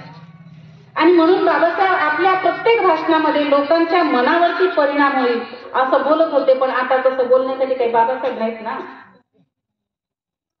म्हणून आम्ही कुणाचंच ऐकत नाही. पण कुणाचं नका ऐकू ना, शब्द ते बाबासाहेबांचे आहेत. बाबासाहेब सांगून गेलेले आहेत, ते तरी ऐकण्याची आमची दानत असली पाहिजे. 1928ला सरकारी महाविद्यालयामध्ये प्राध्यापक म्हणून त्यांची नियुक्ती झाली. 1928ला समता वृत्तपत्र सुरू केले. 1928ला भारतभूषण प्रिंटिंग प्रेस सुरू केलं. भारतभूषण, आता त्याला प्रबुद्ध भारत प्रिंटिंग प्रेस असं म्हटलं जाते. ही प्रिंटिंग प्रेस अजूनही आहे. तो पुन्हा संस्थेच्या विषयामध्ये येईलच तो भाग. 1930ला काळाराम मंदिराच्या सत्याग्रहाची चळवळ सुरू झाली. आता बाबासाहेब हे नाही त्याच्या मार्गाने लोकांना न्याय हक्क कसे मिळवून द्यायचे हा प्रयत्न करत होते. आता त्यावेळेला मंदिरामध्ये जाण्याची मुभा नाही, आमचा स्पर्श चालत नाही, आमचा बाट होतो, अमुक होतो, तमुक होतो. आणि म्हणून मंदिर प्रवेश, कारण हिंदू होतो ना, तर एका हिंदू जर मंदिरात जाते तर दुसऱ्या हिंदूला जाता आलं पाहिजे. पण अस्पृश्य लोकांना मंदिरात जाता येत नव्हतं, सवर्णांना जाता येत होतं. आणि त्यामुळे मग बाबासाहेबांनी मग मुखेडचा सत्याग्रह असेल,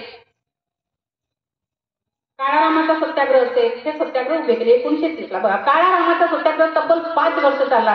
5 वर्ष सगळे सैनिक त्या काळचे. आता आमच्या सैनिकांना फारच काम आहे. घरी मुलं बाळ वाट पाहतात, कधी बायको वाट पाहते, कधी मायबाप वाट पाहतात, हे वेळ देऊ शकत नाही. पण त्या काळी काही बिना लेकरा बायकाचे असतील का? ते बिना कामाधंद्याचे असतील का त्या काळचे? तेही कामाधंद्याचे नव्हते, पण त्यांना त्या चळवळीची गरज होती आणि आंबेडकरांची गरज होती, म्हणून ते तसे करत होते.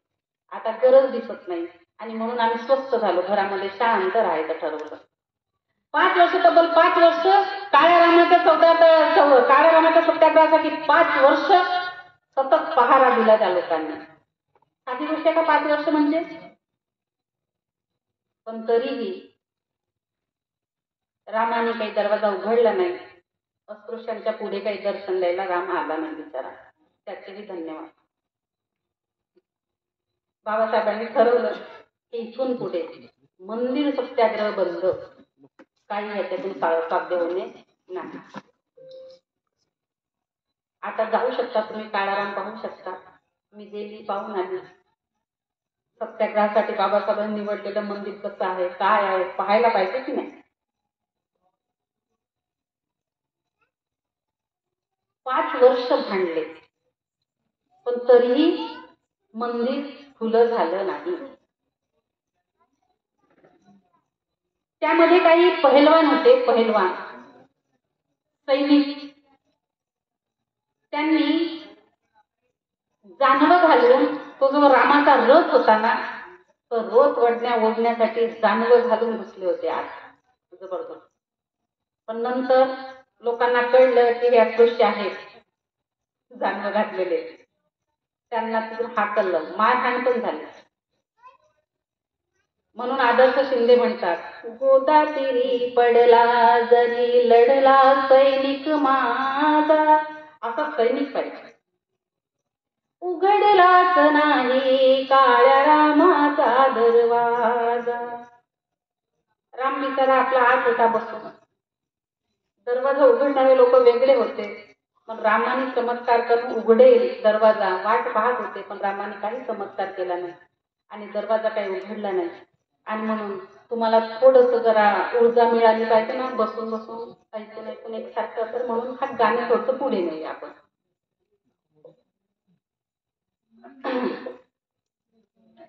गोदातीरी पडला जरी लढला सैनिक माझा, उघडलाच नाही काळ्या रामाचा दरवाजा.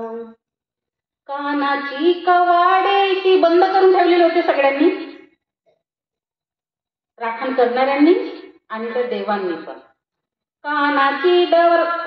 कानाची कवाडे इथली उघडलीच नाही, आम्हाला हवी ती क्रांती घडलीच नाही, आम्हाला हवी ती क्रांती घडलीच नाही. आघाडीवर होता जरी 9 कोटीचा राजा, आघाडीवर होता जरी 9 कोटीचा राजा, उघडलाच नाही काळ्या रामाचा दरवाजा.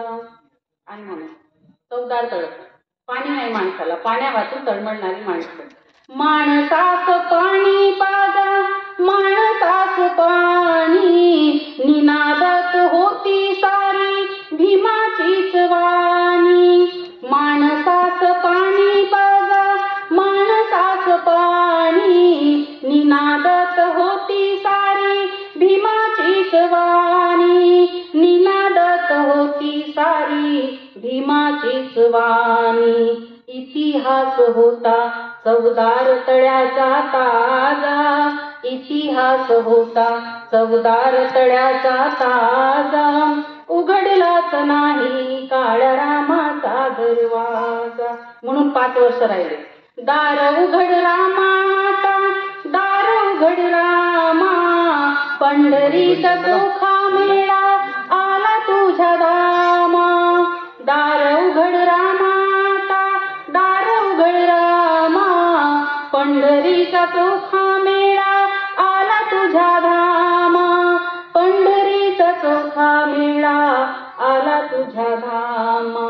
दर्शनाची संधी, जे लोक इतर मंदिरात जर जात असाल तर देवाकडे पूजायला, नवसाला देवदर्शन करायला, त्यांच्यासाठी दर्शनाची संधी भीम मागत होता माझा, दर्शनाची संधी भीम मागत होता माझा, उघडलाच नाही काळ्या रामाचा दरवाजा. सर्वांच्या होता पुढे कर्मवीर दादा, काठ्यांचा मार खाणारा होता आमचा दाता, काठ्यांचा मार खाणारा होता आमचा दाता. जय घोष जय भीमाचा, जय घोष जय भीमाचा, झाला गाजा वाजा, उघडलाच नाही काळ्या रामाचा दरवाजा. म्हणून शेवटी वामनदादा म्हणतात, राम दाखवा रे तुमचा, राम दाखवा रे, वामनला त्याची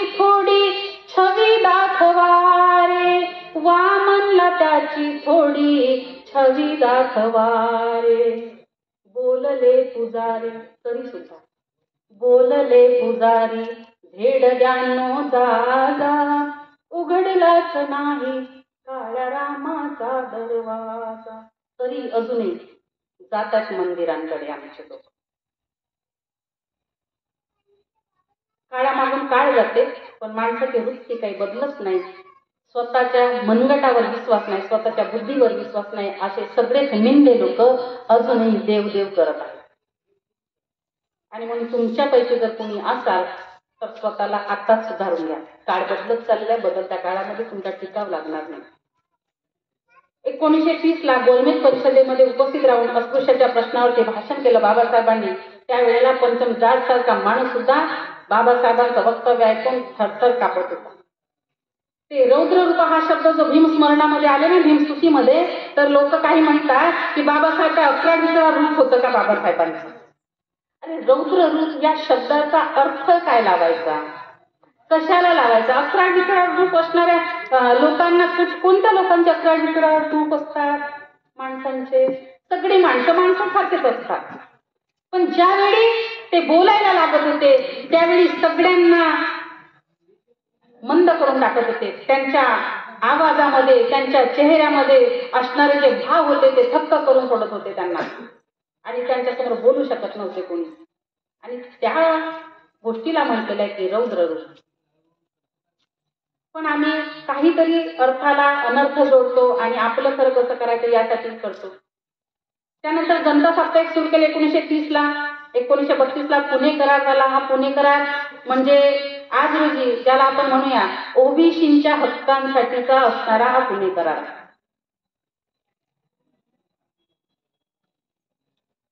एकोणीसशे 140 कलम बाबासाहेबांनी लिहिली. त्यामध्ये ओबीसीसाठी जी काही कलम होती त्यामध्ये बाबासाहेबांनी सांगितलं की एक आयोग नेमायचा आणि त्या आयोगाअंतर्गत ओबीसींना जी काही पुढे मागे आरक्षण द्यायचं आहे त्याची तरतूद केली जाणार होती. पण आयोग तर नेमलाच नाही त्या लोकांनी. त्यावेळेला म्हणे त्यावेळेचे पंतप्रधान म्हणाले की ओबीसींना संसदेमध्ये पाठवून काय संसदेत नांगर चालवायचा आहे का, किंवा तेलाचा खाणा लावायचा आहे का. आता आरक्षणासाठी सगळेच चाललेत मोर्चे घेऊन. आणि ते अशा कारणासाठी. त्यानंतर महिलांचं जे काही हिंदू कोड बिल होतं, हे हिंदू कोड बिल पारित होता होऊ दिलं गेलं नाही. कारण की एक मनुस्मृती ज्याप्रमाणे प्रसिद्ध आहे त्याप्रमाणे जर आंबेडकरांचं कोड बिल जर पारित झालं तर आंबेडकरांच्या नावाने सगळीकडे जगभरामध्ये जय जयकार राहील आणि आंबेडकरांची स्मृती म्हणून हिंदू कोड बिल जाहीर होईल, आणि म्हणून हे कोड बिल पारित होणार नाही याची काळजी घेतली त्यावेळेच्या काँग्रेस प्रणित लोकांनी, आणि हिंदू कोड बिल पारित होऊ दिलं नाही. आणि म्हणून बाबासाहेब म्हणतात की मी मंत्रीपद भूषवून काय करू. कायदे मंत्री होते ना त्यावेळेला. मी कायदे मंत्री असताना मी माझ्या लोकांसाठी, मी माझ्या आया बहिणींच्या हक्कासाठी जर काही कायदे करू शकत नाही तर या मंत्री पदाचा काय काम आहे. असे किती मंत्री आहेत तुमच्या पुढे आता की तुमच्या हितासाठी आपले मंत्रीपद, आमदारपद, खासदारपद सोडणारे. त्याच्यासाठी तुम्हाला इतिहासाच्या मागे जावं लागते, पानं पलटवावं लागते. त्यानंतर तुमच्या लक्षात येईल की अजूनही कोण कोण आहे तुमच्यासाठी आपल्या पदाचा त्याग करणारे, आणि कदाचित तुमची सुधारणा होईल. त्यानंतर 35 ला येवला मुक्कामी धर्मांतराची घोषणा केली. ज्या धर्मात मी जन्मलो, जन्मन माणसाच्या हातात नसते, पण या धर्मात मी कदापिही मरणार नाही, बाबासाहेब म्हटले येवले मुक्कामी. त्यानंतर 1935 ला त्या काळाराम मंदिराचा सत्याग्रह आता थांबवा, इथून पुढे मंदिर सत्याग्रह बंद. बाबासाहेबांनी स्पष्ट कार्यकर्त्यांना सांगितलं इथून पुढे मंदिर प्रवेश करायचा नाही, मंदिराचा सत्याग्रह करायचा नाही, त्यातून आता काही साध्य होणार नाही. आपल्याला दुसऱ्या मार्गाने, आपण सनदशीर मार्गाने आणि दुसऱ्या मार्गाने आपल्याला आता आपल्या हक्क अधिकाराचे लढाई लढावी लागेल. त्यानंतर स्वतंत्र मजूर पक्षाची स्थापना केली बाबासाहेबांनी 1936 ला. 1940 ला खालसा पाकिस्तान नावाचा ग्रंथ लिहिला. 1942 ला भारतीय दलित वर्ग परिषद नागपूर येथे घेतली. 1942 ला भारतीय शेड्यूल कास्ट फेडरेशनची स्थापना केली. जातीवाद आज दिवसभर चाललेली आहे ही एक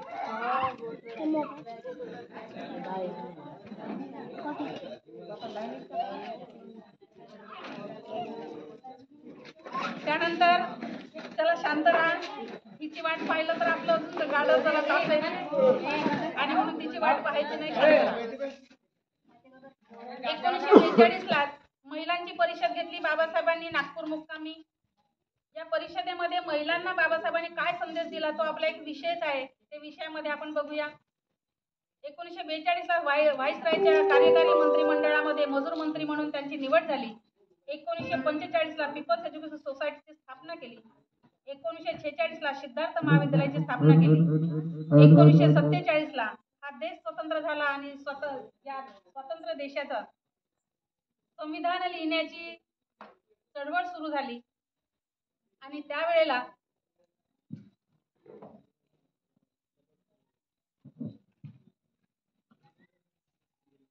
संविधान लिहिण्यासाठी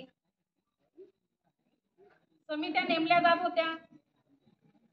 एक समिती 203 लोकांची नेमली, मग दुसरी समिती नेमली, पण त्या समित्या त्या पद्धतीने काम करत नव्हत्या. बाबासाहेबांना या समितीवर नेमायचं लोकांच्या मध्ये त्या काळचे जे कोणी राजकारणी होते त्यांच्यामध्ये ते धाडस नव्हतं. आंबेडकर कुठल्याही परिस्थितीत संविधान सभेवर निवडून येऊ नये यासाठी काँग्रेसच्या लोकांनी त्यावेळेला अगदी दरवाजेच नाही तर खिडक्याच नाही तर जे काही व्हेंटिलेशनच्या आपल्या घरांमध्ये असतात ना ते सुद्धा बंद करून टाकले होते. अशी परिस्थिती निर्माण केली होती. त्यावेळेला एक शिष्टमंडळ अमेरिकेला पाठवलं होतं संविधान लिहिण्यासाठी. अमेरिकेला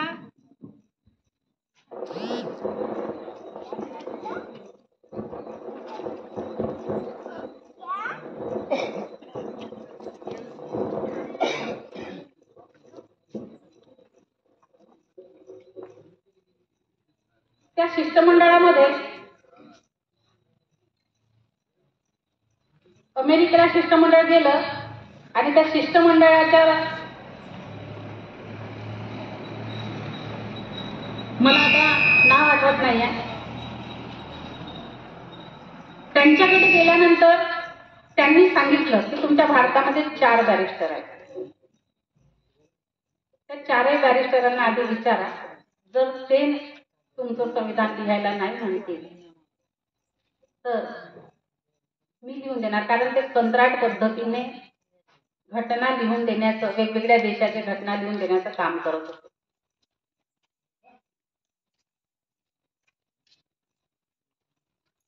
सरोजिनी नायडू त्या शिष्टमंडळात होत्या. त्या आल्या, त्यांनी सांगितलं असं असं त्यांचं म्हणणं आहे आणि मग ते एक एक करून त्या 3ही बॅरिस्टरांकडे गेले. 3ही बॅरिस्टरांनी नकार दिला. बाबासाहेबांकडे आले. बाबासाहेब संधीची वाट बघत होते. कारण की पुणे कराराअंतर्गत जे काही व्हायचं ते झालं होतं. पुणे करार झाला, काही गोष्टी गेल्या, पण बाबासाहेबांनी काही मिळवून पण ठेवलं आपल्यासाठी. आज जे काही सर्व पक्षामध्ये जे काही आमची माणसं आहेत, का बरं आहेत? त्याचं कारणच ते आहे.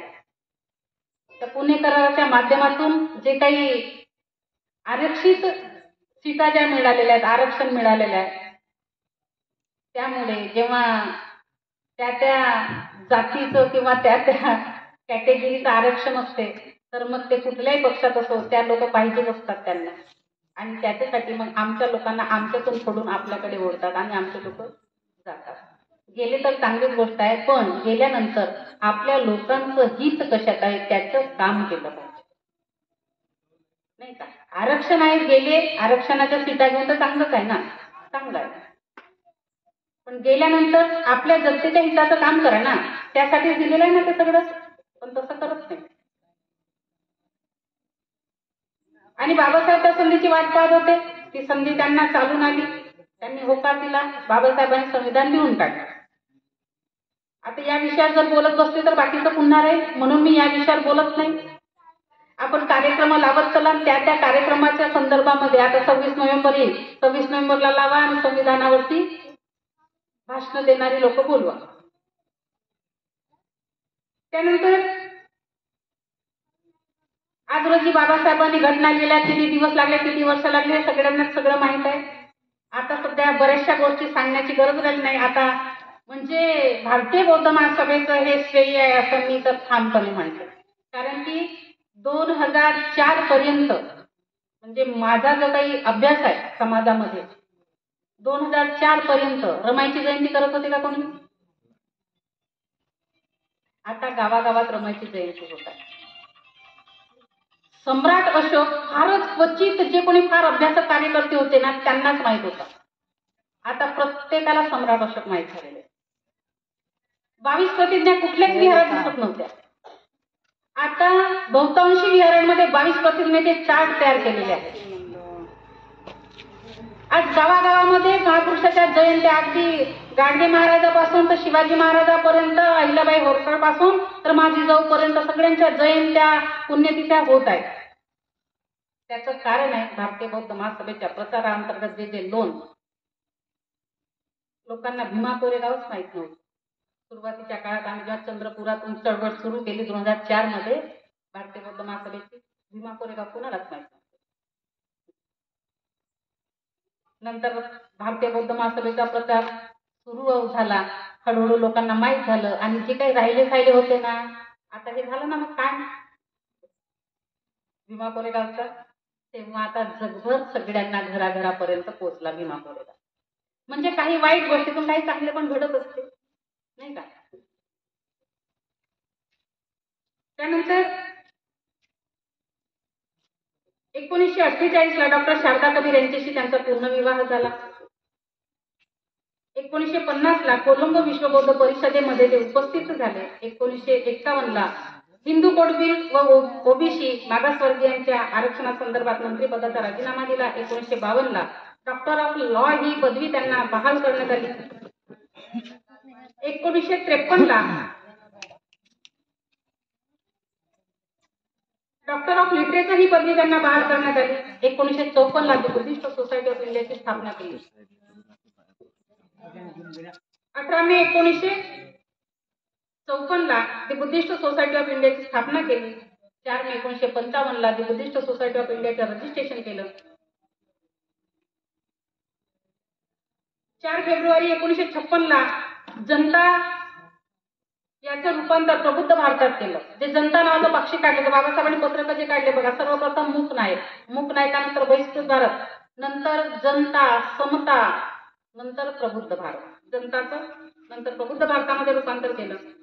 प्रबुद्ध भारत अजूनही आता चालू आहे, तुमच्यापर्यंत पोहोचत नसेल कदाचित. बाळासाहेबांच्या अंतर्गत हे प्रबुद्ध भारत गेली 7-8 वर्षापासून प्रबुद्ध भारत चालू आहे. संपूर्ण भारतभर ते चळवळीच्या लोकांपर्यंत पोहोचत आहे. आपल्याला जर वाटलं की आपण वाचायला पाहिजे पेपर, चळवळीचा पेपर आहे ना, राजकीय, सामाजिक, धार्मिक सगळ्या गोष्टी, आपल्या शैक्षणिक, सांस्कृतिक, आपल्या काय घडामोडी होतात देशभरामध्ये ते आपल्याला माहिती होते. कारण आपल्या घडामोडी बरेचसे पेपर छापत नाहीत आणि म्हणून त्या पेपरच्या माध्यमातून आपल्याला माहित होतात.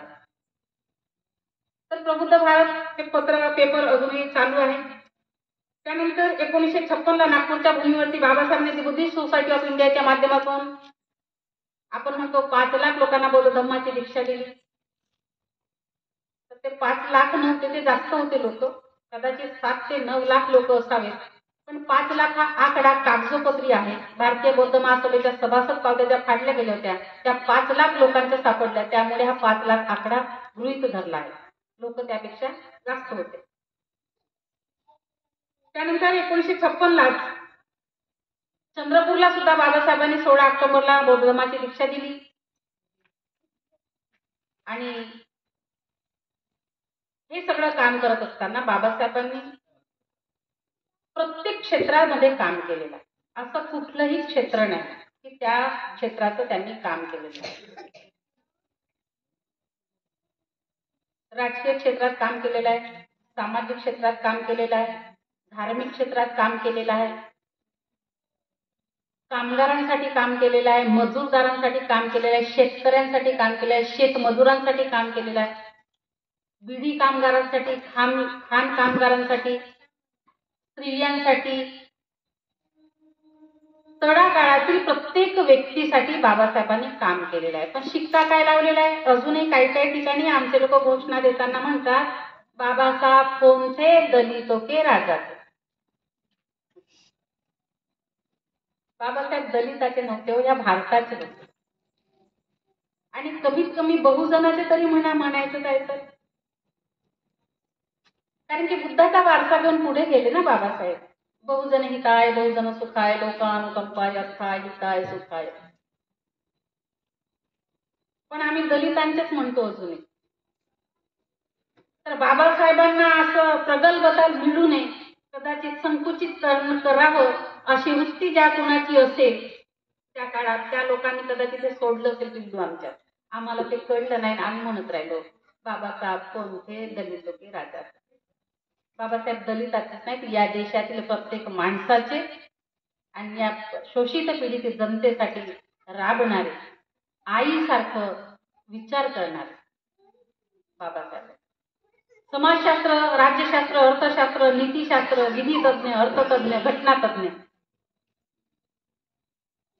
अशा सर्व गुणांनी परिपूर्ण होते बाबासाहेब. सकल विद्यं विदुर्यानं म्हणतो की नाही, सर्व प्रकारच्या विद्यांनी परिपूर्ण असलेले. बाबासाहेबांच्या डिग्र्या तोंडपाठ करायची पुढे नसतील तर त्यातल्या त्या शिकलेल्या मुला मुलींनी, सुनांनी, मुलांनी. आता माया नसतील करत तर जाऊ द्या मायांचं, पण आपण आपलं पाहिजे ना. आता आपल्याला पुढे पिढ्या पुढे न्यायच्या, तर आता आमच्या मुलांनी, मुलींनी, सुनांनी ते पाठ ठेवलं पाहिजे. MA, PhD ही कोलंबिया विद्यापीठाने दिलेली डिग्री बाबासाहेबांना. DSc लंडन वरून घेऊन आले, DSc पदवी. LLD कोलंबिया विद्यापीठाने, DLIT उस्मानिया विद्यापीठामधून घेतली. बारॅटला लंडन मधून घेतली. सर्व प्रकारच्या क्षेत्रामध्ये, अगदी नदी जोडो प्रकल्पापासून तर बांध प्रकल्पापर्यंत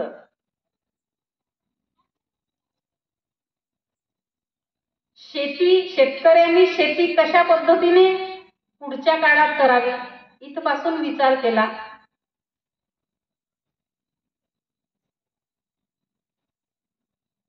पण आपल्याला या सगळ्या गोष्टी बऱ्यापैकी माहित नाही, वरवरच माहित आहे. आपल्याला माहित काय आहे? 14 ऑक्टोबर विजयादशमी, 6 डिसेंबर, 14 एप्रिल हे आपल्याला माहित आहे, नाही काय? मग गाण्यातून जे काही येईल तो थोडंफार, त्यातलं थोडंफार. तर हे वरवरच झालं. आणि जर लोकांपर्यंत, प्रत्येक माणसांपर्यंत जर पोहोचलं पाहिजे, तर त्यासाठी आपल्याला अगदी बारीक सारीक गोष्टींचा अभ्यास करावा लागेल आणि ते लोकांपर्यंत पोहोचवण्यासाठी काम करावं लागेल. हे शिबिर कशासाठी राबवलेलं आहे? जे माहीत नाही ते माहीत होण्यासाठी. मग माहीत झालं तर काय करायचं? घरात बसायचं का? माहीत झाल्यानंतर असं मनाला वाटलं पाहिजे की माझ्यापर्यंत हे कोणीतरी आणलं, इथून पुढे मला कोणापर्यंत तरी पोहोचवायचं, असं वाटलं पाहिजे. आणि जर वाटत नसेल तर मग आमचं कसं चाललेलं आहे?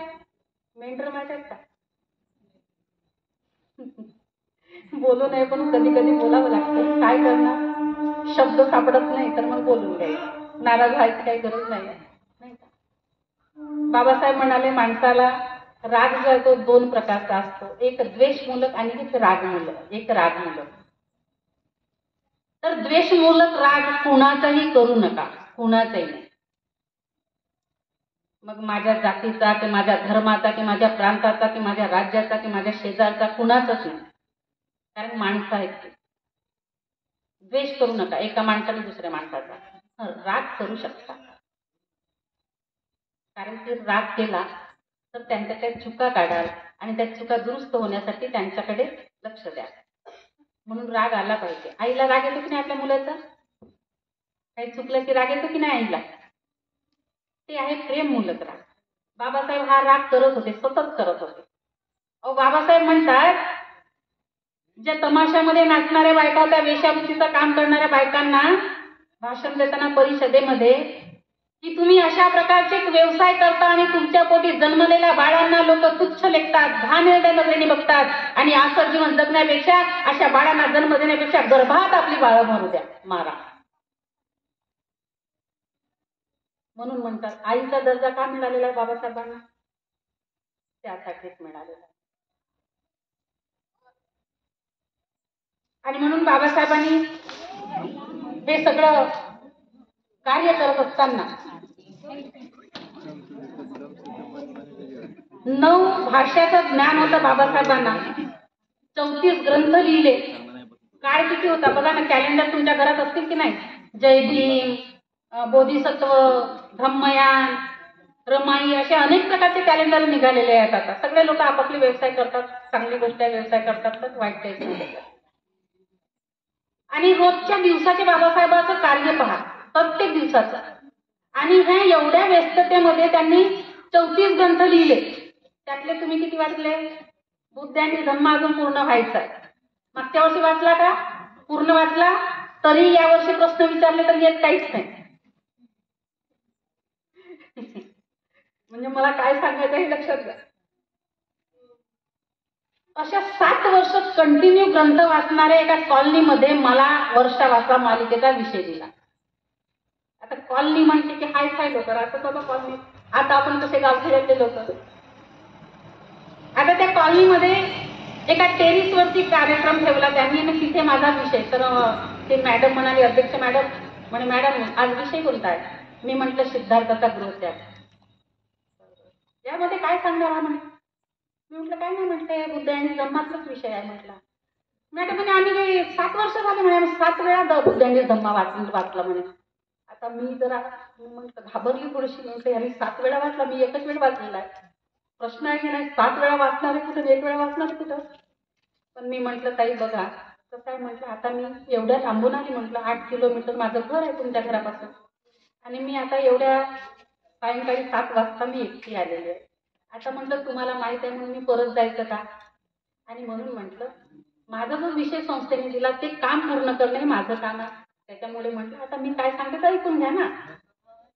तर तुम्ही वाचलेल्या त्यात एक घर तरी मिळेल, किंवा माझ्याकडून जर काही एखादी नवीन गोष्ट आली तर ते तुम्हाला मिळेल, तर चांगलंच आहे ना म्हटलं. बसल्यानंतर आता मला माझ्या डोक्यात चालू होते, मी 7 वेळा वाचलेलं आहे. पण म्हटलं आता मग थोडंसं पाहिलं पाहिजे की नाही, 7 वेळा वाचल्यानंतर काय आहे ते. काय झालं, तुमचं लक्ष तिकडे आहे तर तुमचं इकडे कसं लक्ष लागेल? तुमचं पूर्ण लक्ष तिकडेच लागेल ना, नाही ना. तर मी प्रश्न केला त्यांना. तो प्रश्न तुम्हाला आहे कारण तुमचा ग्रंथ वाचून झालेला आहे, थोडंफार बाकी आहे आता, नाही का? तुमचं ते वाचून झालेलं आहे. त्यांना प्रश्न केला, भगवान बुद्धाचे पहिले उपासक कोण? सांगता येते का तुम्हाला? त्यांनाही नाही सांगता आलं, 7 वेळा वाचलं होतं त्यांनी. आणि मग हा प्रश्न विचारला, पुन्हा 1-2 प्रश्न विचारले, आणि म्हटलं ताई असू द्या म्हटलं प्रश्न, मी माझा विषय सुरू करते. आणि मग विषय दिला त्यांना. आणि म्हणून आमचं कसं झालेलं आहे, 7 वेळा पुस्तकं वाचता येत काहीच नाही. आणि म्हणून वाचतानाही बऱ्याचशा गोष्टी झाल्या पाहिजे. तर काय झालं पाहिजे, वाचकांनी ते एक लाईन वाचली की त्याचं विश्लेषण करून सांगितलं पाहिजे. कमीत कमी काय की हा प्रसंग काय आहे, ठळक गोष्टी त्या कळल्या पाहिजे, असं वाचन झालं पाहिजे. फक्त असं वाचायचं पानं पलटायचे 3 महिन्यात पुस्तक वाचून झालंच पाहिजे. आणि या ग्रंथ वाचण्याच्या एवढ्या भानगडी आहेत की खूप भानगडी आहेत. आणि आता बाबासाहेबांनी 34 ग्रंथ लिहिले, त्यातला आमचा अजून एक पूर्ण झाला नाही. आता आयुष्य अर्ध अनेकांचं संपलेलं आहे, आणि ज्यांचं आहे ते शिक्षणात रमलेले आहे. किती शिकणार आहेत मला माहित नाही, किती शिकत आहे तेही माहित नाही. कारण की कसं आहे, कुठल्या अशा कार्यक्रमाला म्हटलं का ताई पोरांना घेऊन येत नाही ना म्हणे, मॅडम पोरग 12वीत आहे ना म्हणे, आता 12वीचं वर्ष किती महत्वाचं आहे. हो 12वीचं तर महत्वाचंच असते ना. तुमचं पोरग शीला सूला जेवायला जातच नाही का? एवढा अभ्यास करते का? म्हणजे अर्धा तास 15 मिनिट तो विहारात येऊ शकत नाही 12वीत आहे म्हणून, म्हणजे एवढा अभ्यास करतो म्हणजे मॅरिटमध्ये आल्याशिवाय राहत नाही. म्हणजे आयनचे प्रश्न असे उत्तर असतात आमच्याकडे. आणि म्हणून हे कधी वाचणार आहोत आपण? एका किती कष्टाने लिहिले बाबासाहेबांनी पुस्तकं. बुद्ध आणि धम्मा अगदी अंतिम वेळेपर्यंत लिहिला बाबासाहेबांनी, शेवटच्या क्षणापर्यंत.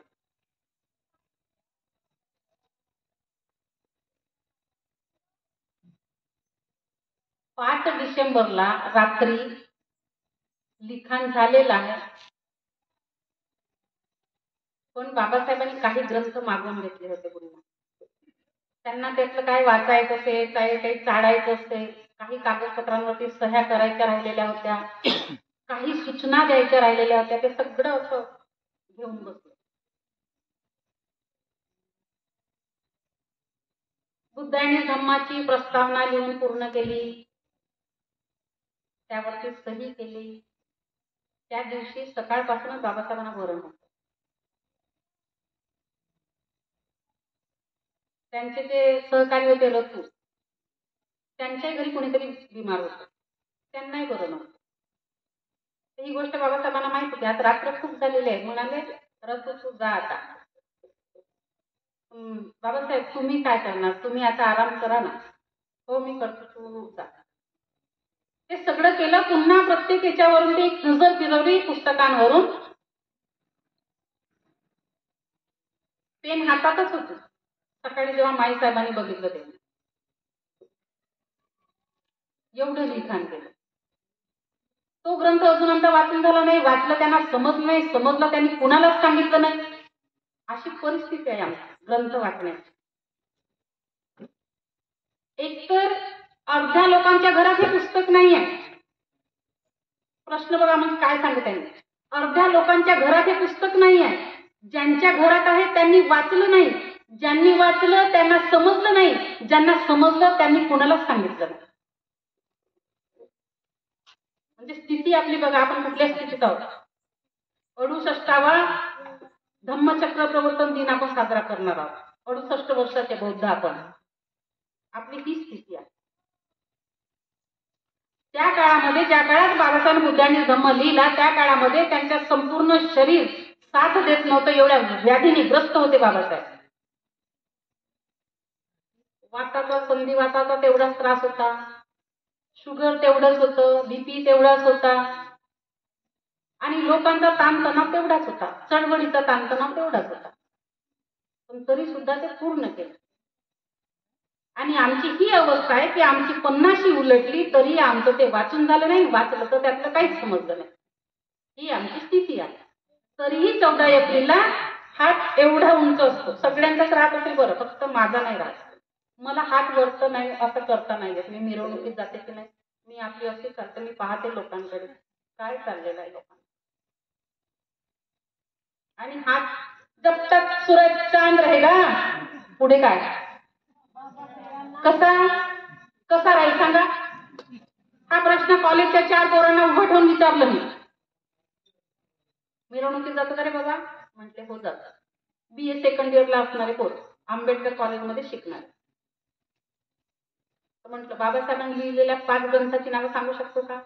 तर विचार करायला लागले. नाही म्हणे, बाबासाहेबांनी संविधान लिहिलं आणि मग म्हणे बुद्धांनी धम्मा लिहिलं, झालं, संपलं त्याचं काम तिथे. आणि म्हणून ही स्थिती आपली आहे पोरापासून तर आमच्यापर्यंत. आणि मग आम्ही असा लांब हात, जब तक सूरज चांद रहेगा बाबा तेरा नाम रहेगा. कसा राहील? तर हा चिंतेचा विषय आहे, हसण्याचा विषय बिलकुल नाही. हा चिंतेचा विषय, फार चिंता आहे त्या विषयाची.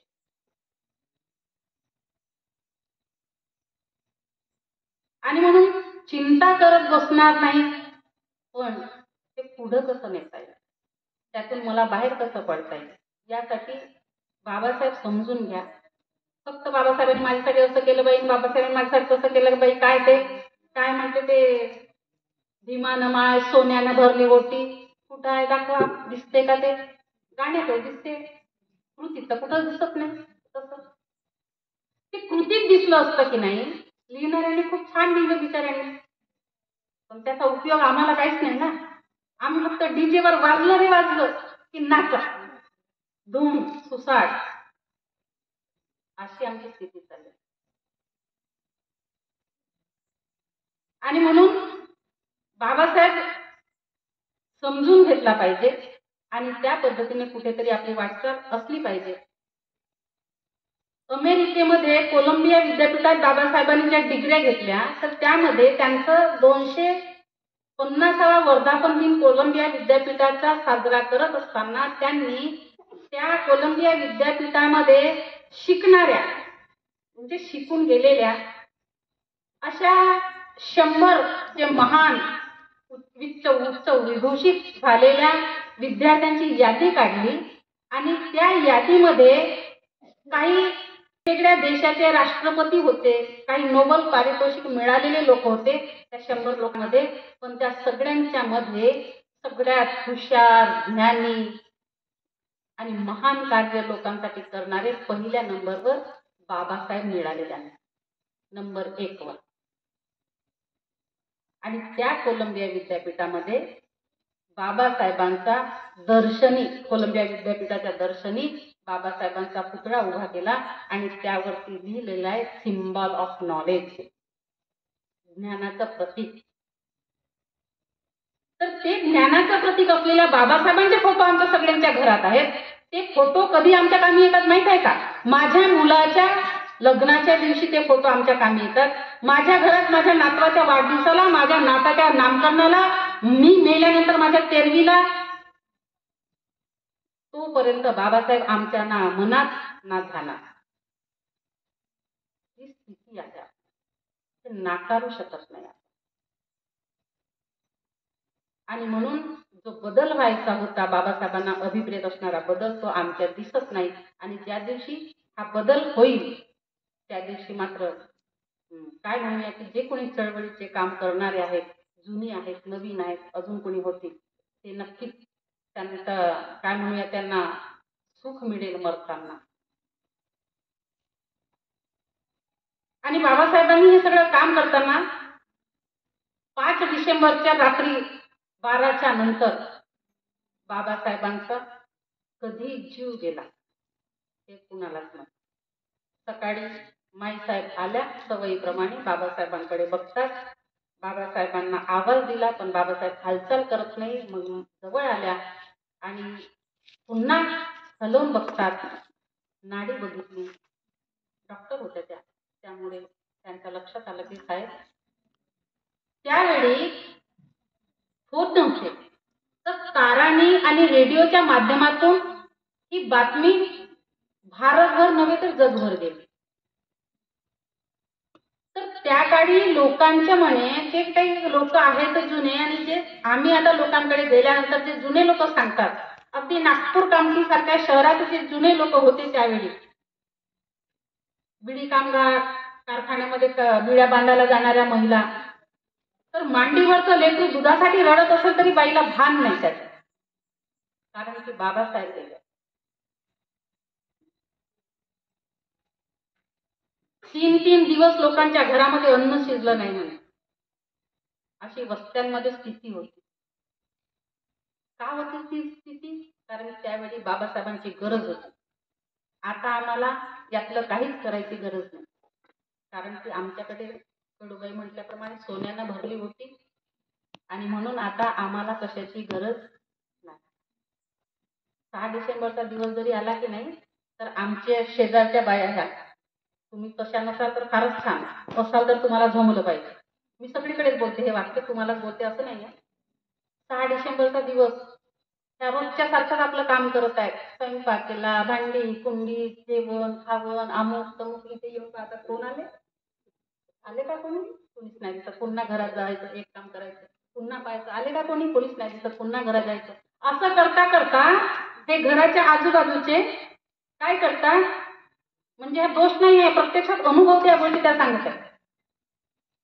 जेव्हा कुणीतरी म्हणतं की बाबासाहेबांच्या प्रतिमेला अमुक व्यक्ती माल्यार्पण करेल, तेव्हा मग हे येतात, नाही आता सगळे झाले, आता कार्यक्रम सुरू झाला, मग येतात. तोपर्यंत नाही. ही स्थिती आहे आपली, आणि त्यावेळची ती स्थिती नव्हती. तर बाबासाहेबांचं महापरिनिर्वाण कुठं झालं? चला लवकर बोलले तर बरं झालं. एक तोंड का असं बाईचं बोललं तर जरा जास्त चांगलं झालं. दिल्लीला. अनेक लोकांना अजूनही माहित नाही आहे, तर मुंबईलाच म्हणतात, कारण की बाबासाहेब चैत्यभूमी मुंबईला आहे की नाही. दिल्लीवरून बाबासाहेबांचं देह मुंबईला आणेपर्यंत अजून अशा काही घटना घडल्या. तो देह कशाने आणायचा, मग ठरलं विमानाने आणायचा, तर विमानाचा खर्च कुठून आणायचा, तो कोण देईल, अनेक गोष्टी आहेत त्या सांगत नाही. खूप आहे, बरंच अजून वाचायचं बाकी. आणि मग बाबासाहेबांचा देह मुंबईला आला, राजगृहावरती ठेवला. तारांनी लोकांपर्यंत बातम्या गेल्या. तर असं म्हणतात, समता सैनिक दलाच्या लोक हजारोच्या संख्येने सैनिक होते. लोकांना कुठल्या प्रकारचा त्रास होऊ नये किंवा कुठल्या प्रकार